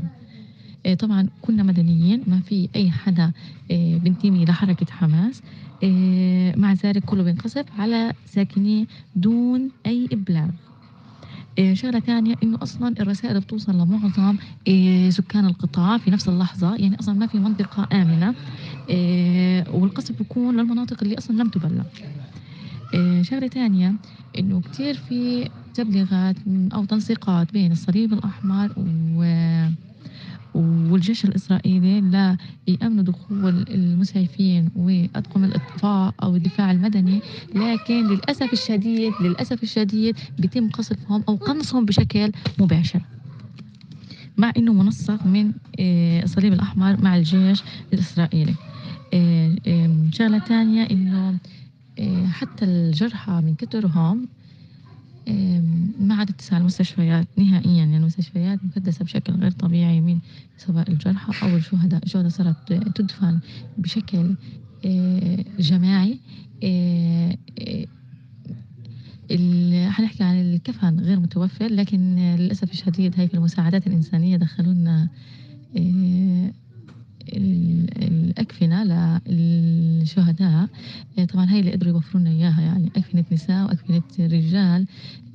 للأسف الشديد هاي المساعدات اللي دخلت لقطاع غزة. يا حبيبتي يا غزة، يا قرة عيني يا غزة، يا ربي ضاقت على أهل غزة فمن لهم سواك، يا ربي ضاقت على أهل غزة فمن لهم سواك، يا ربي حرك جند السماء لغزة فمن لهم سواك، يا ربي حرك جند السماء، يا ربي حرك جند السماء، يا ربي حرك جند السماء.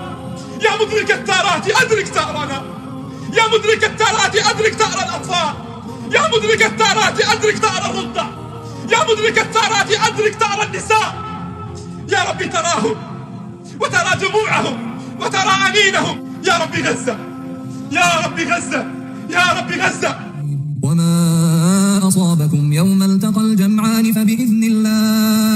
فبإذن الله وليعلم المؤمنين وليعلم الذين نافقوا. وقيل لهم تعالوا قاتلوا في سبيل الله أو ادفعوا، قالوا لو نعلم قتالا لاتبعناكم. هم للكفر يومئذ أقرب منهم للإيمان، يقولون بأفواههم ما ليس في قلوبهم والله أعلم بما يكتمون. الذين قالوا لإخوانهم وقعدوا لو أطاعونا ما قتلوا، قل فادرءوا عن أنفسكم الموت إن كنتم صادقين. ولا تحسبن الذين قتلوا في سبيل الله أمواتا بل أحياء عند ربهم يرزقون، فرحين بما آتاهم الله من فضله ويستبشرون بالذين لم يلحقوا بهم من خلفهم ألا خوف عليهم ولا هم يحزنون.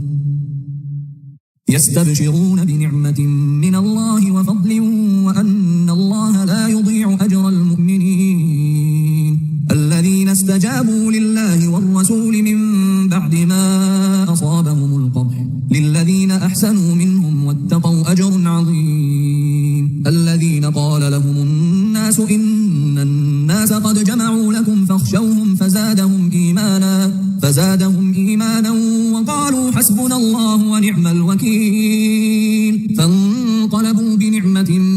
الله وفضل لم يمسسهم سوء واتبعوا رضوان الله والله ذو فضل عظيم. إنما ذلكم الشيطان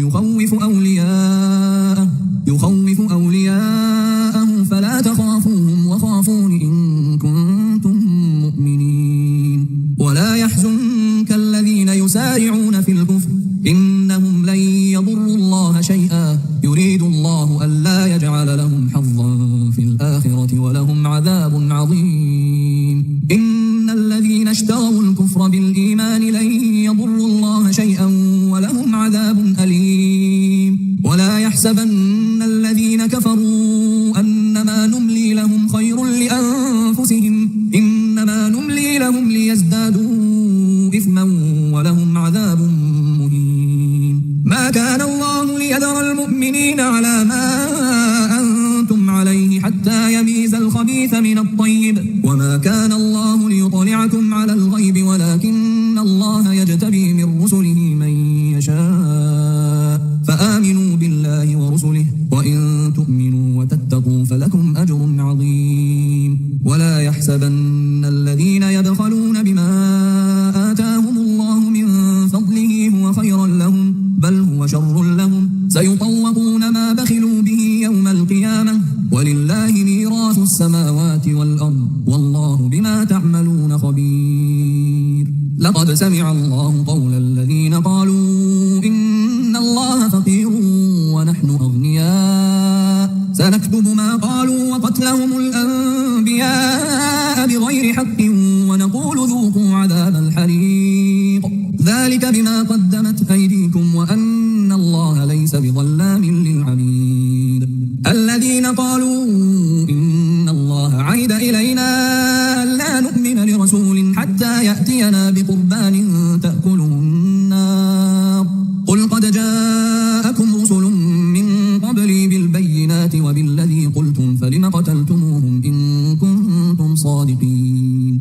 فإن كذبوك فقد كذب رسل من قبلك جاءوا بالبينات والزبر والكتاب المنير كل نفس ذائقة الموت وإنما توفون أجوركم يوم القيامة فمن زحزح عن النار وأدخل الجنة فقد فاز وما الحياة الدنيا إلا متاع الغرور. لتبلون في أموالكم وأنفسكم ولتسمعن من الذين أوتوا الكتاب من قبلكم ومن الذين أشركوا أذى كثيرا وإن تصبروا وتتقوا فإن ذلك من عزم الأمور. وإذ أخذ الله ميثاق الذين أوتوا الكتاب لتبيننه للناس ولا تكتمونه فنبذوه وراء ظهورهم واشتروا به ثمنا قليلا فبئس ما يشترون. لا تحسبن الذين يفرحون بما أتوا ويحبون أن يحمدوا بما لم يفعلوا فلا تحسبنهم بمفازة من العذاب ولهم عذاب أليم. ولله ملك السماوات والأرض والله على كل شيء قدير. إن في خلق السماوات والأرض واختلاف الليل والنهار لآيات لأولي الألباب الذين يذكرون الله قياما وقعودا وعلى جنوبهم ويتفكرون في خلق السماوات والأرض ربنا ما خلقت هذا باطلا سبحانك فقنا عذاب النار. ربنا إنك من تدخل النار فقد أخزيته وما للظالمين من أنصار. ولو دخلت عليهم من أقطارها ثم سئلوا الفتنة لآتوها وما تلبثوا بها إلا يسيرا. ولقد كانوا عاهدوا الله من قبل لا يولون الأدبار وكان عهد الله مسؤولا. قل لن ينفعكم الفرار إن فررتم من الموت أو القتل وإذا لا تمتعون إلا قليلا. قل من ذا الذي يعصمكم من الله إن أراد بكم سوءا أو أراد بكم رحمة يجدون لهم من دون الله وليا ولا نصيرا قد يعلم الله المعوقين منكم والقائلين لإخوانهم هلم إلينا ولا يأتون البأس إلا قليلا أشحة عليكم فإذا جاء الخوف رأيتهم ينظرون إليك تدور أعينهم كالذي يغشى عليه من الموت فإذا ذهب الخوف سلقوكم بألسنة حداد أشحة على الخير أولئك لم يؤمنوا فأحبط الله أعمالهم وكان ذلك على الله يسيرا يحسبون الأحزاب لم يذهبوا وإن يأتي الأحزاب يودوا لو أنهم بادون في الأعراب يسألون عن أنبائكم ولو كانوا فيكم ما قاتلوا إلا قليلا لقد كان لكم في رسول الله أسوة حسنة لمن كان يرجو الله واليوم الآخر وذكر الله كثيرا ولما رأى المؤمنون الأحزاب قالوا هذا ما وعدنا الله ورسوله وصدق الله ورسوله وما زادهم إلا إيمانا وتسليما من المؤمنين رجال صدقوا ما عاهدوا الله عليه فمنهم من قضى نحبه ومنهم من ينتظر وما بدلوا تبديلا ليجزي الله الصادقين بصدقهم ويعذب المنافقين إن شاء أو يتوب عليهم إن الله كان غفورا رحيما ورد الله الذين كفروا بغيظهم لم ينالوا خيرا وكفى الله المؤمنين القتال وكان الله قويا عزيزا وأنزل الذين ظاهروهم من أهل الكتاب من صياصيهم وقذف في قلوبهم الرعب فريقا تقتلون وتأسرون فريقا وأورثكم أرضهم وديارهم وأموالهم وأرضا لم تطئوها وكان الله على كل شيء قديرا.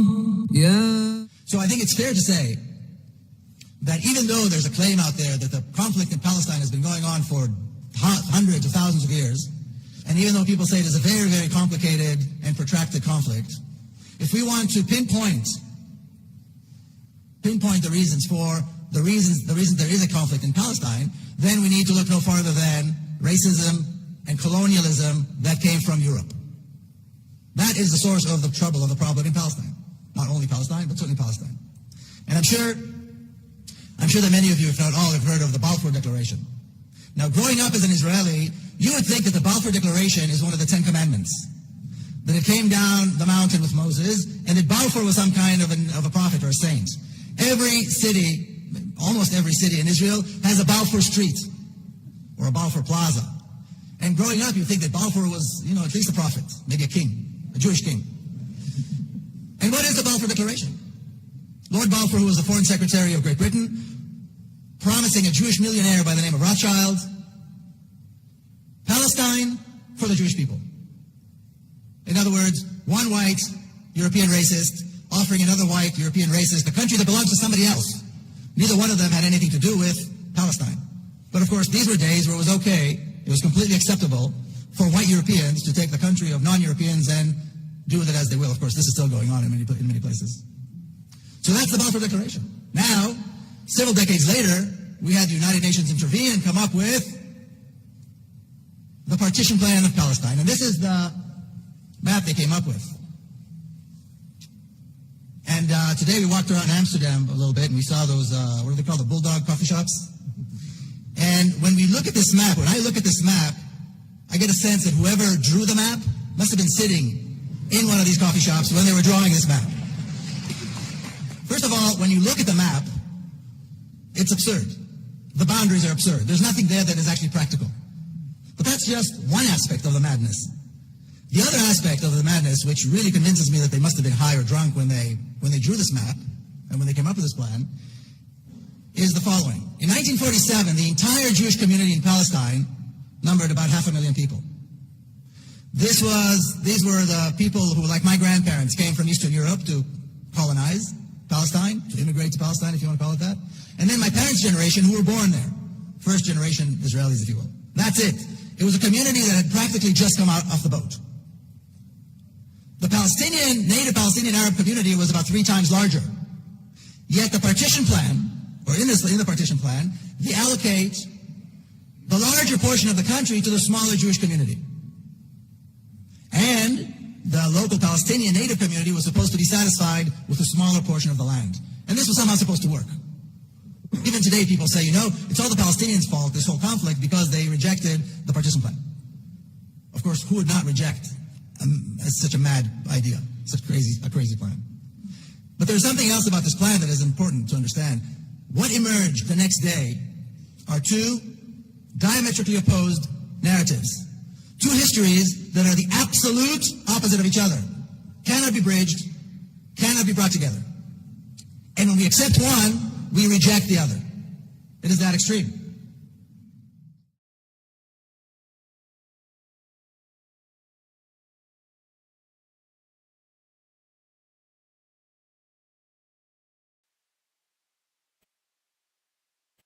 So yeah, this is pretty much the video. Unfortunately, it starts with racism as a starting point. You can see here Maurice Samuel, we Jews, we are the destroyers and we will remain the destroyers. Nothing you can do will meet our demands and needs. We will forever destroy because we want a world of our own. So yeah, this is taken from the You Gentiles, page 155. And unfortunately, this is the reality of their mentality. I have many Zionist friends, or born Zionists, Israelis, and I always have this discussion with them, and it always comes to the point where God has basically said that they're a superior race, and everything that is created from God should be there to serve them. Just like a spoiled child who feels he's,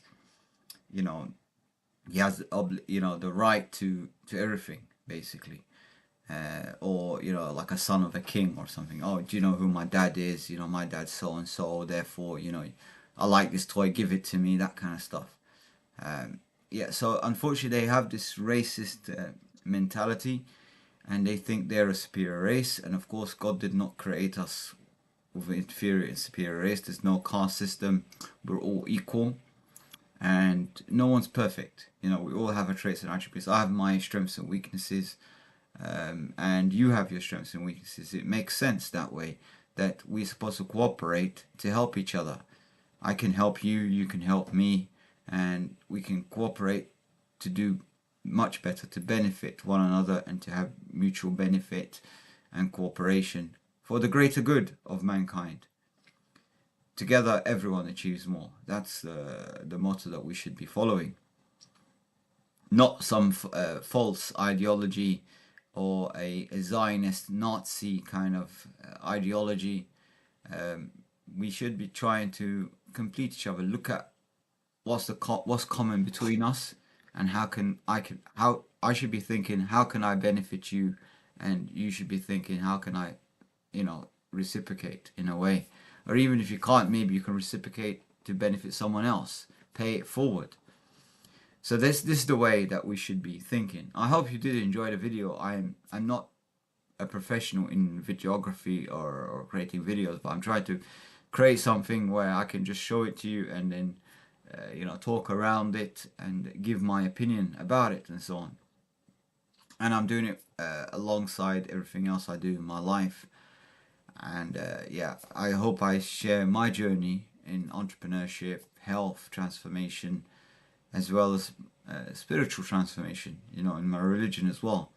I'm doing my best to become a better Muslim. That's the main purpose in life, to serve Allah, basically. So I have to get closer to Allah. I have to, read more the Quran, try to benefit, and I'm trying to use these occasions that are coming about and look into what the Quran has to say about it with regards to combat, with regards to ethnicity and race and cohesion, sociology, psychology, conflict, conflict resolution, that kind of stuff. So I'm looking at all these aspects that could be relevant and could benefit us with regards to these kind of disputes, land disputes and so on. In my opinion, which is obviously also the Quran, is that we should dismantle the apartheid state. We should dismantle any form of racist ideology. We should cooperate for the benefit of mankind to make this world good for us today, as well as a better world for the future generation. And we shouldn't be trying to segregate. We should be trying to integrate and cooperate for our greater good. And we all need to stand up together against tyranny, against injustice, and for a free Palestine, most of all. There's nothing wrong with saying free Palestine. I don't know why these crazy racist members of parliament in the Conservative Party that run the government today in the UK have this racist ideology, and they try to put everything as anti-Semitic. You say you're anti-Zionist, anti-racist, anti-Nazi. They go crazy and they say this is anti-Semitic. Well, how is that Semitic? Arabs are Semitic group. The Jews are Semitic, or the Bani Israel, descendants of Ishaq, they're a Semitic group. So how is a cult being anti-Semitic? Do we say that if you say someone's a Nazi or a fascist, it's some sort of anti-Semitism? Of course not. It's nonsense. Which shows you how ignorant the people that run the country are. They're buffoons. That's what they are. And I'll be surprised if they got some education, because I don't know where they got these members of parliament from. I mean, it seems to be getting worse and worse every time, I mean, at least, Boris Johnson had a sense of humor. I mean, the guy would just crack you up, He would lie through his teeth, but he would make it in a humorous way. They would actually make you laugh. But, all the other people, Rishi Sunak, the guy's dull, man. It's just, he can't even make a joke. He's so boring. He's so bland and boring and it's just racist. And he comes from a racist background. He follows this whole caste system in India, where they have, depending on, the caste you're from, then you're a superior. But same kind of ideology, again, racist ideology, similar to the Zionists. That's why he feels this close infinity with them, and is very close to their understanding that they want to exterminate and ethnically cleanse and create genocide against Palestinians in the natives of the land. He kind of relates to that, because it's exactly the same for him and his family. He also feels the same way. He can't relate to people in the lower caste or from a different grade. And it's really sad that people have this prejudice against other human beings. So we don't want that kind of a leader ruling a country. Fortunately for me, I'm a resident in the Isle of Man, so I don't have to deal with this nonsense in the UK. But now and again, I come to the UK and stuff, so it's sad when you see that your neighbouring countries are so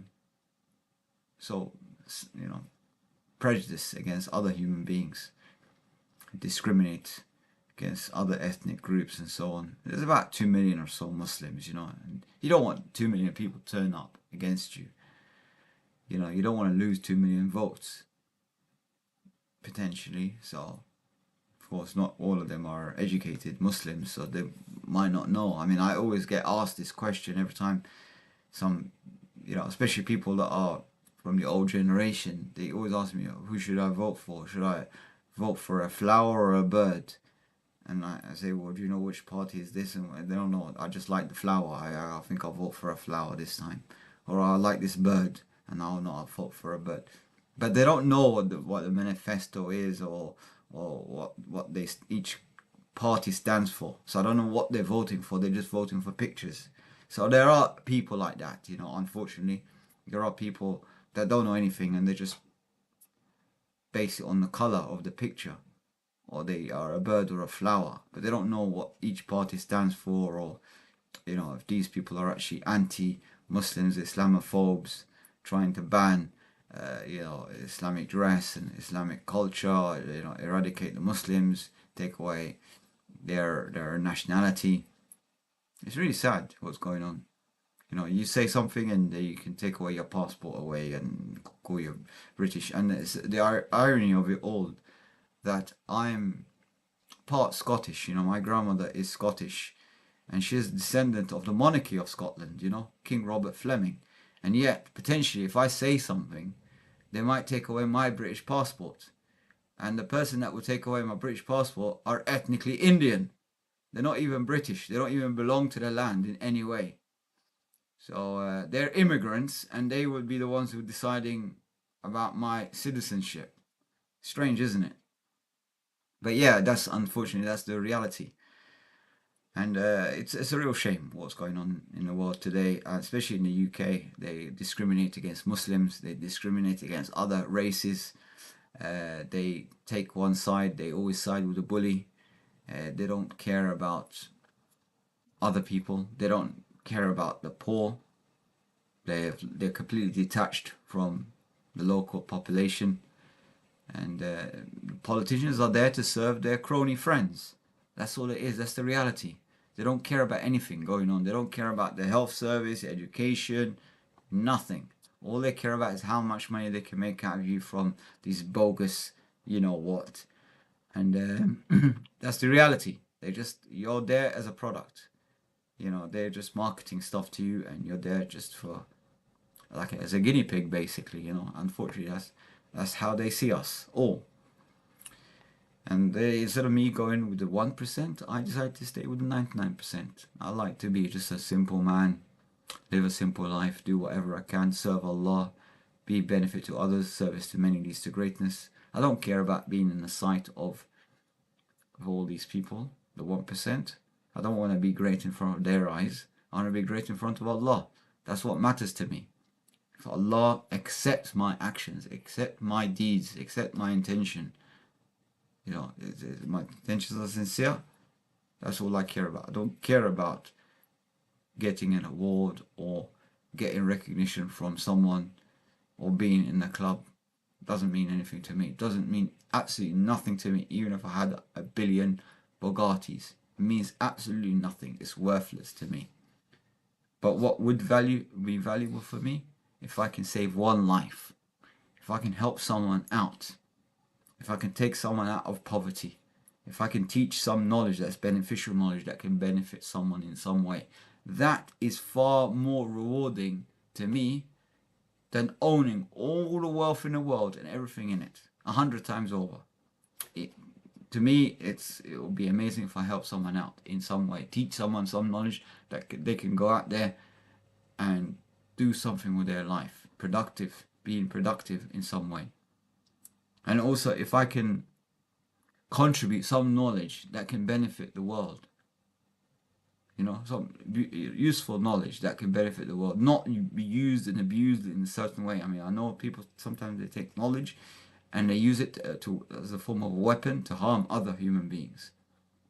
I don't want that. I want whatever knowledge I create or any technology that I produce or research, develop or whatever would benefit society in some way, because I want the reward from that from Allah subhanahu wa ta'ala. That is what I'm after. Sincerely, this is what I want from my heart.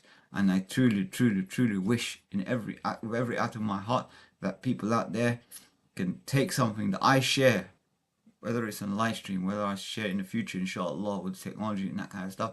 They take these ideas and they do it better than me. If I do some business or something, if I'm talking about business, about investing in property or investing in the stock market or whatever, and if you could do better than me and achieve much greater success than me, I'll be far happier than me getting the success. I want you to be successful and happy, but I want you to promise something between yourself that you will also try to benefit other people. You will reach out for people that are less fortunate to try to help people up as well and let them climb on your shoulders. You climb on my shoulders so you can reach a greater height, and let other people also climb on your shoulders and progress in life. This is the only promise I want from you. I don't want you to pay me, or if I have some knowledge and I'll say to you, pay me X amount and I'll teach you the secret of making money and all that nonsense from these fake gurus that you hear about. And they tell you, pay me some money and I'll teach you about digital marketing. I'll teach you how to do some e-commerce online. These people are just taking advantage of you. You are their product, basically. They're just trying to market to you.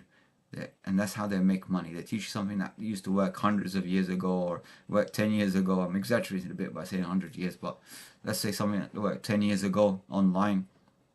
And they're trying to sell it to you now and say, look, I made X amount of money 10 years ago and here's my strategy. But they're already ahead of you and they're doing the new strategy. They're not going to teach you about the latest and greatest thing. They're going to keep that for themselves so they can make more money.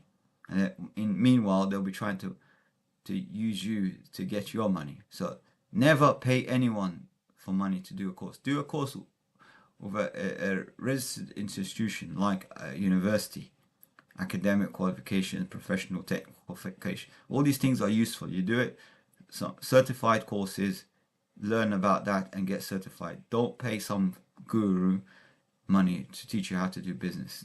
So just be careful about these things as well. That's just a little thing I'm giving. I know it's not related to the topic, but I just want to tell you that because I've seen a lot of people get burnt and then they come to me and they complain to me and they say, oh, we should have came to you first, we should have asked you our opinion, or for you to mentor us or teach us something. So I'm not anything special, man. I made and lost money a lot in my life, and I'm making again and going up and down like a yo-yo. So life is like that. Life is up and down. That's how it goes. It never goes like that, it's always going like this, like like a heartbeat, it goes up and down. You just have to take the hits and just keep standing up and keep fighting and keep moving forward. But you have to have a purpose in your life, purpose. And one of the first purposes, and to show that you're a sincere person, is this cause right now for Palestine. We should all speak up. We should drop everything and focus on Palestine. We all need to stand up together for Palestine. Which reminds me as well. I'm sorry, a bit tired now, and it's almost Fajr as well. Alhamdulillah, tomorrow I'm a little bit free.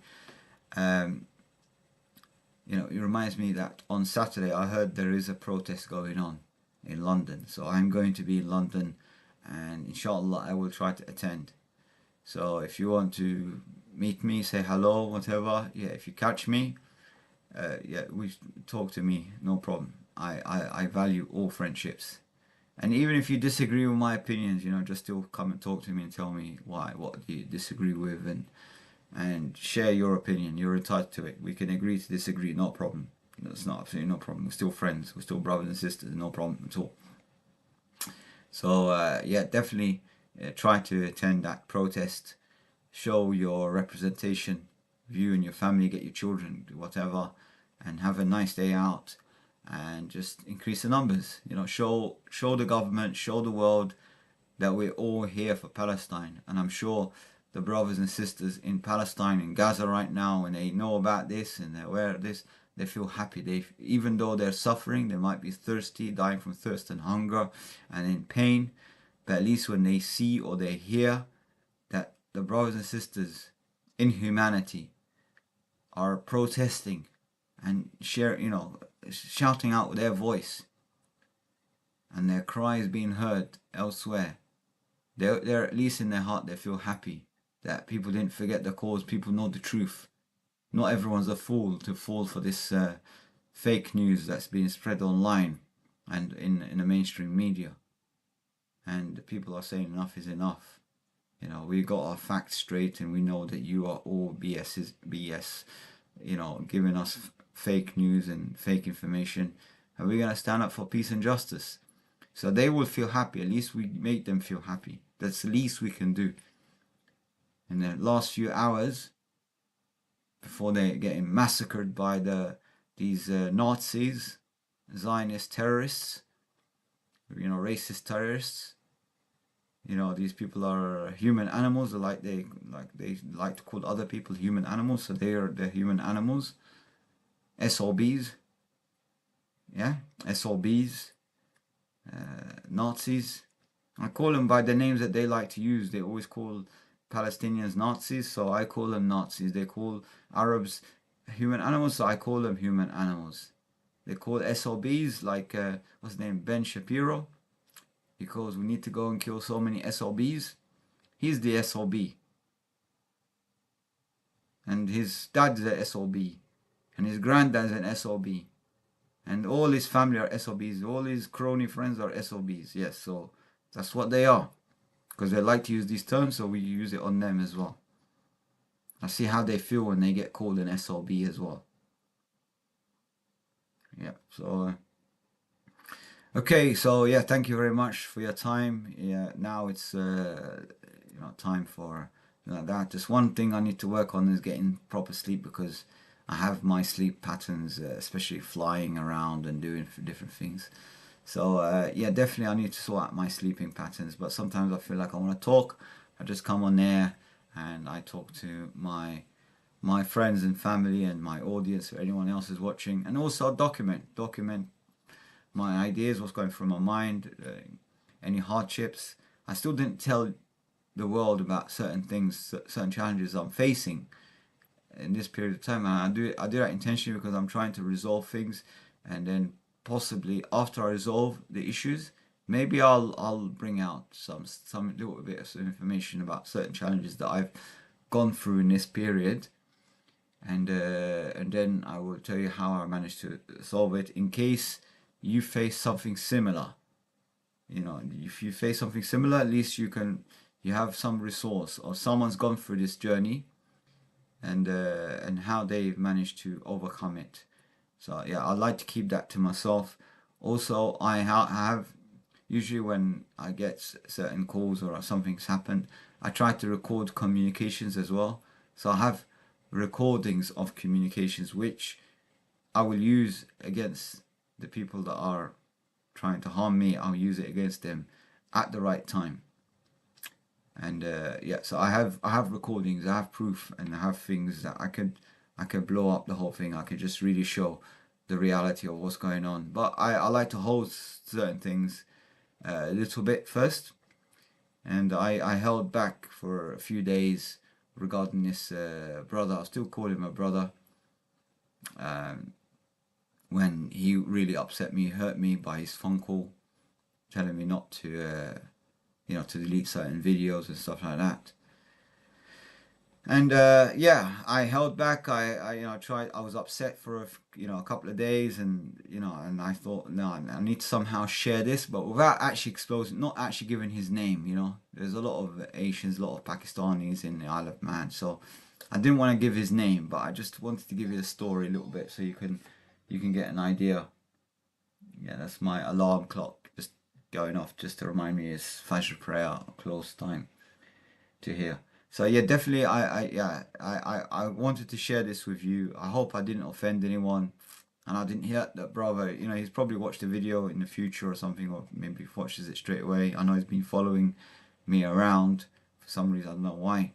Maybe he loves me so much he likes to follow me, stalk me online. So yeah, definitely I hope I didn't offend him in any way. I'm speaking from my heart. I'm upset. So, I do come up with, I say things. When you're hurt, you say things, but sometimes you don't want to go overboard. But yeah, I did go a little bit overboard in the beginning of my live stream, and but I wanted to get the point across. Basically, that's what it is. I really wanted to get my feelings across, and that's why I said what I said. But yeah, you just have to read between the lines. I try to understand. But there are many people like him, many people yes, that are constantly trying to discourage me. Since I was been trying to start a business or something in the past when I was a very young man, people always used to tell me, can't have to be a businessman. You get a job in a supermarket.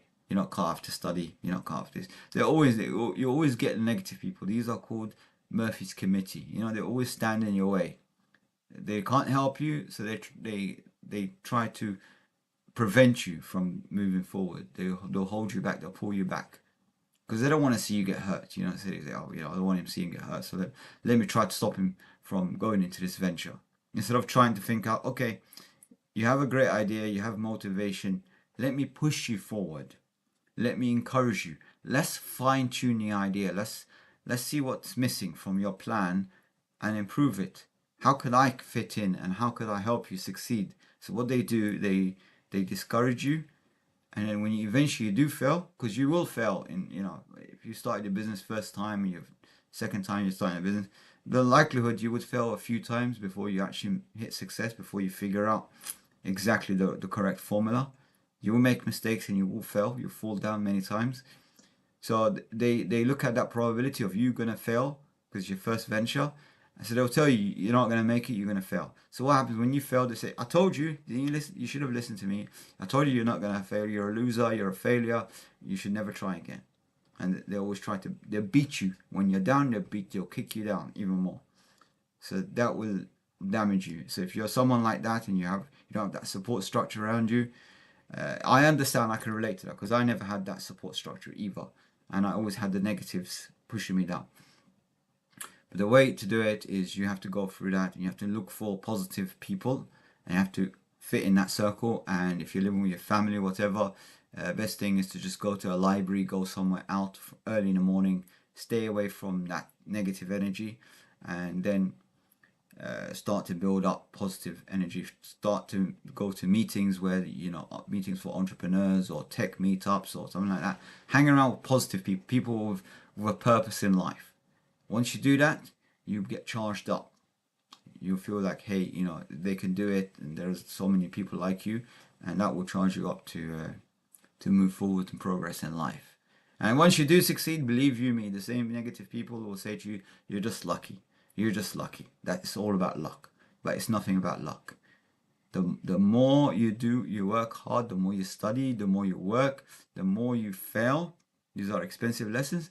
The higher the probability you will succeed next time. You're just one step closer to success. You're just getting closer and closer and closer to success. So it's nothing about luck.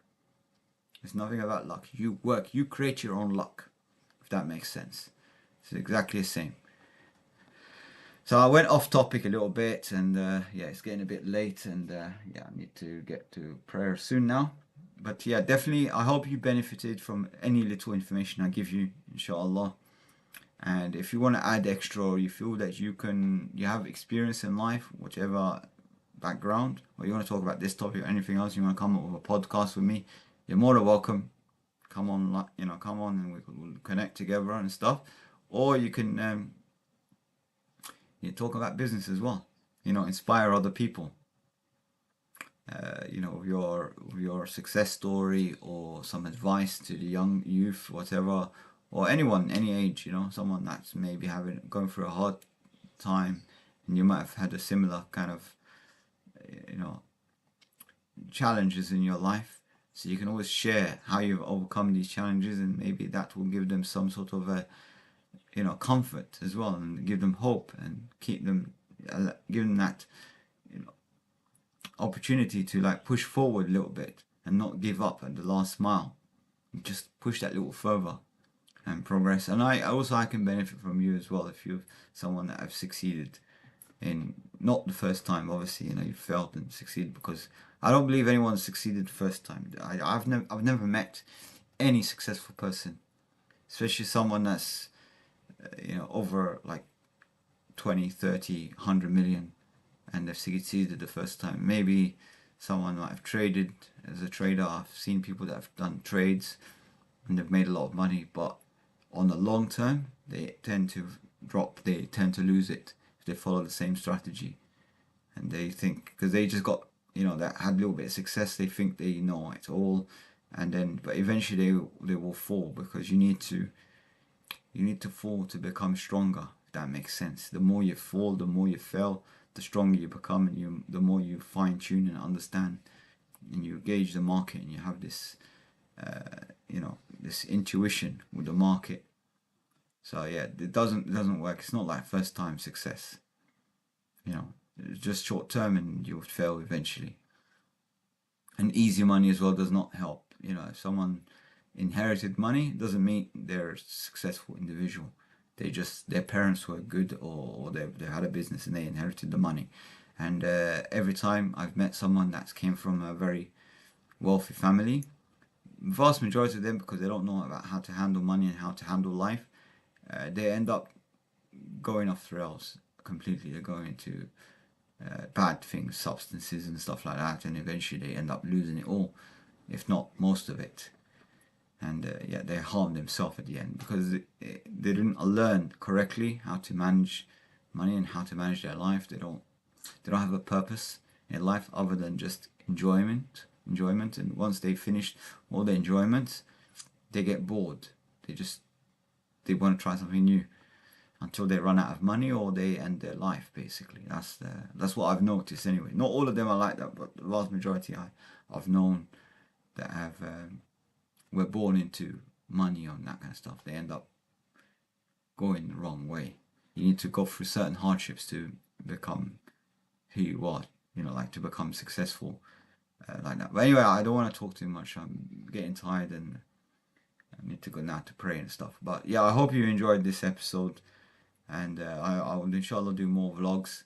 And thank you very much. Assalamu alaikum wa rahmatullahi wa barakatuh, and I wish you all peace. Take care for now. Bye bye.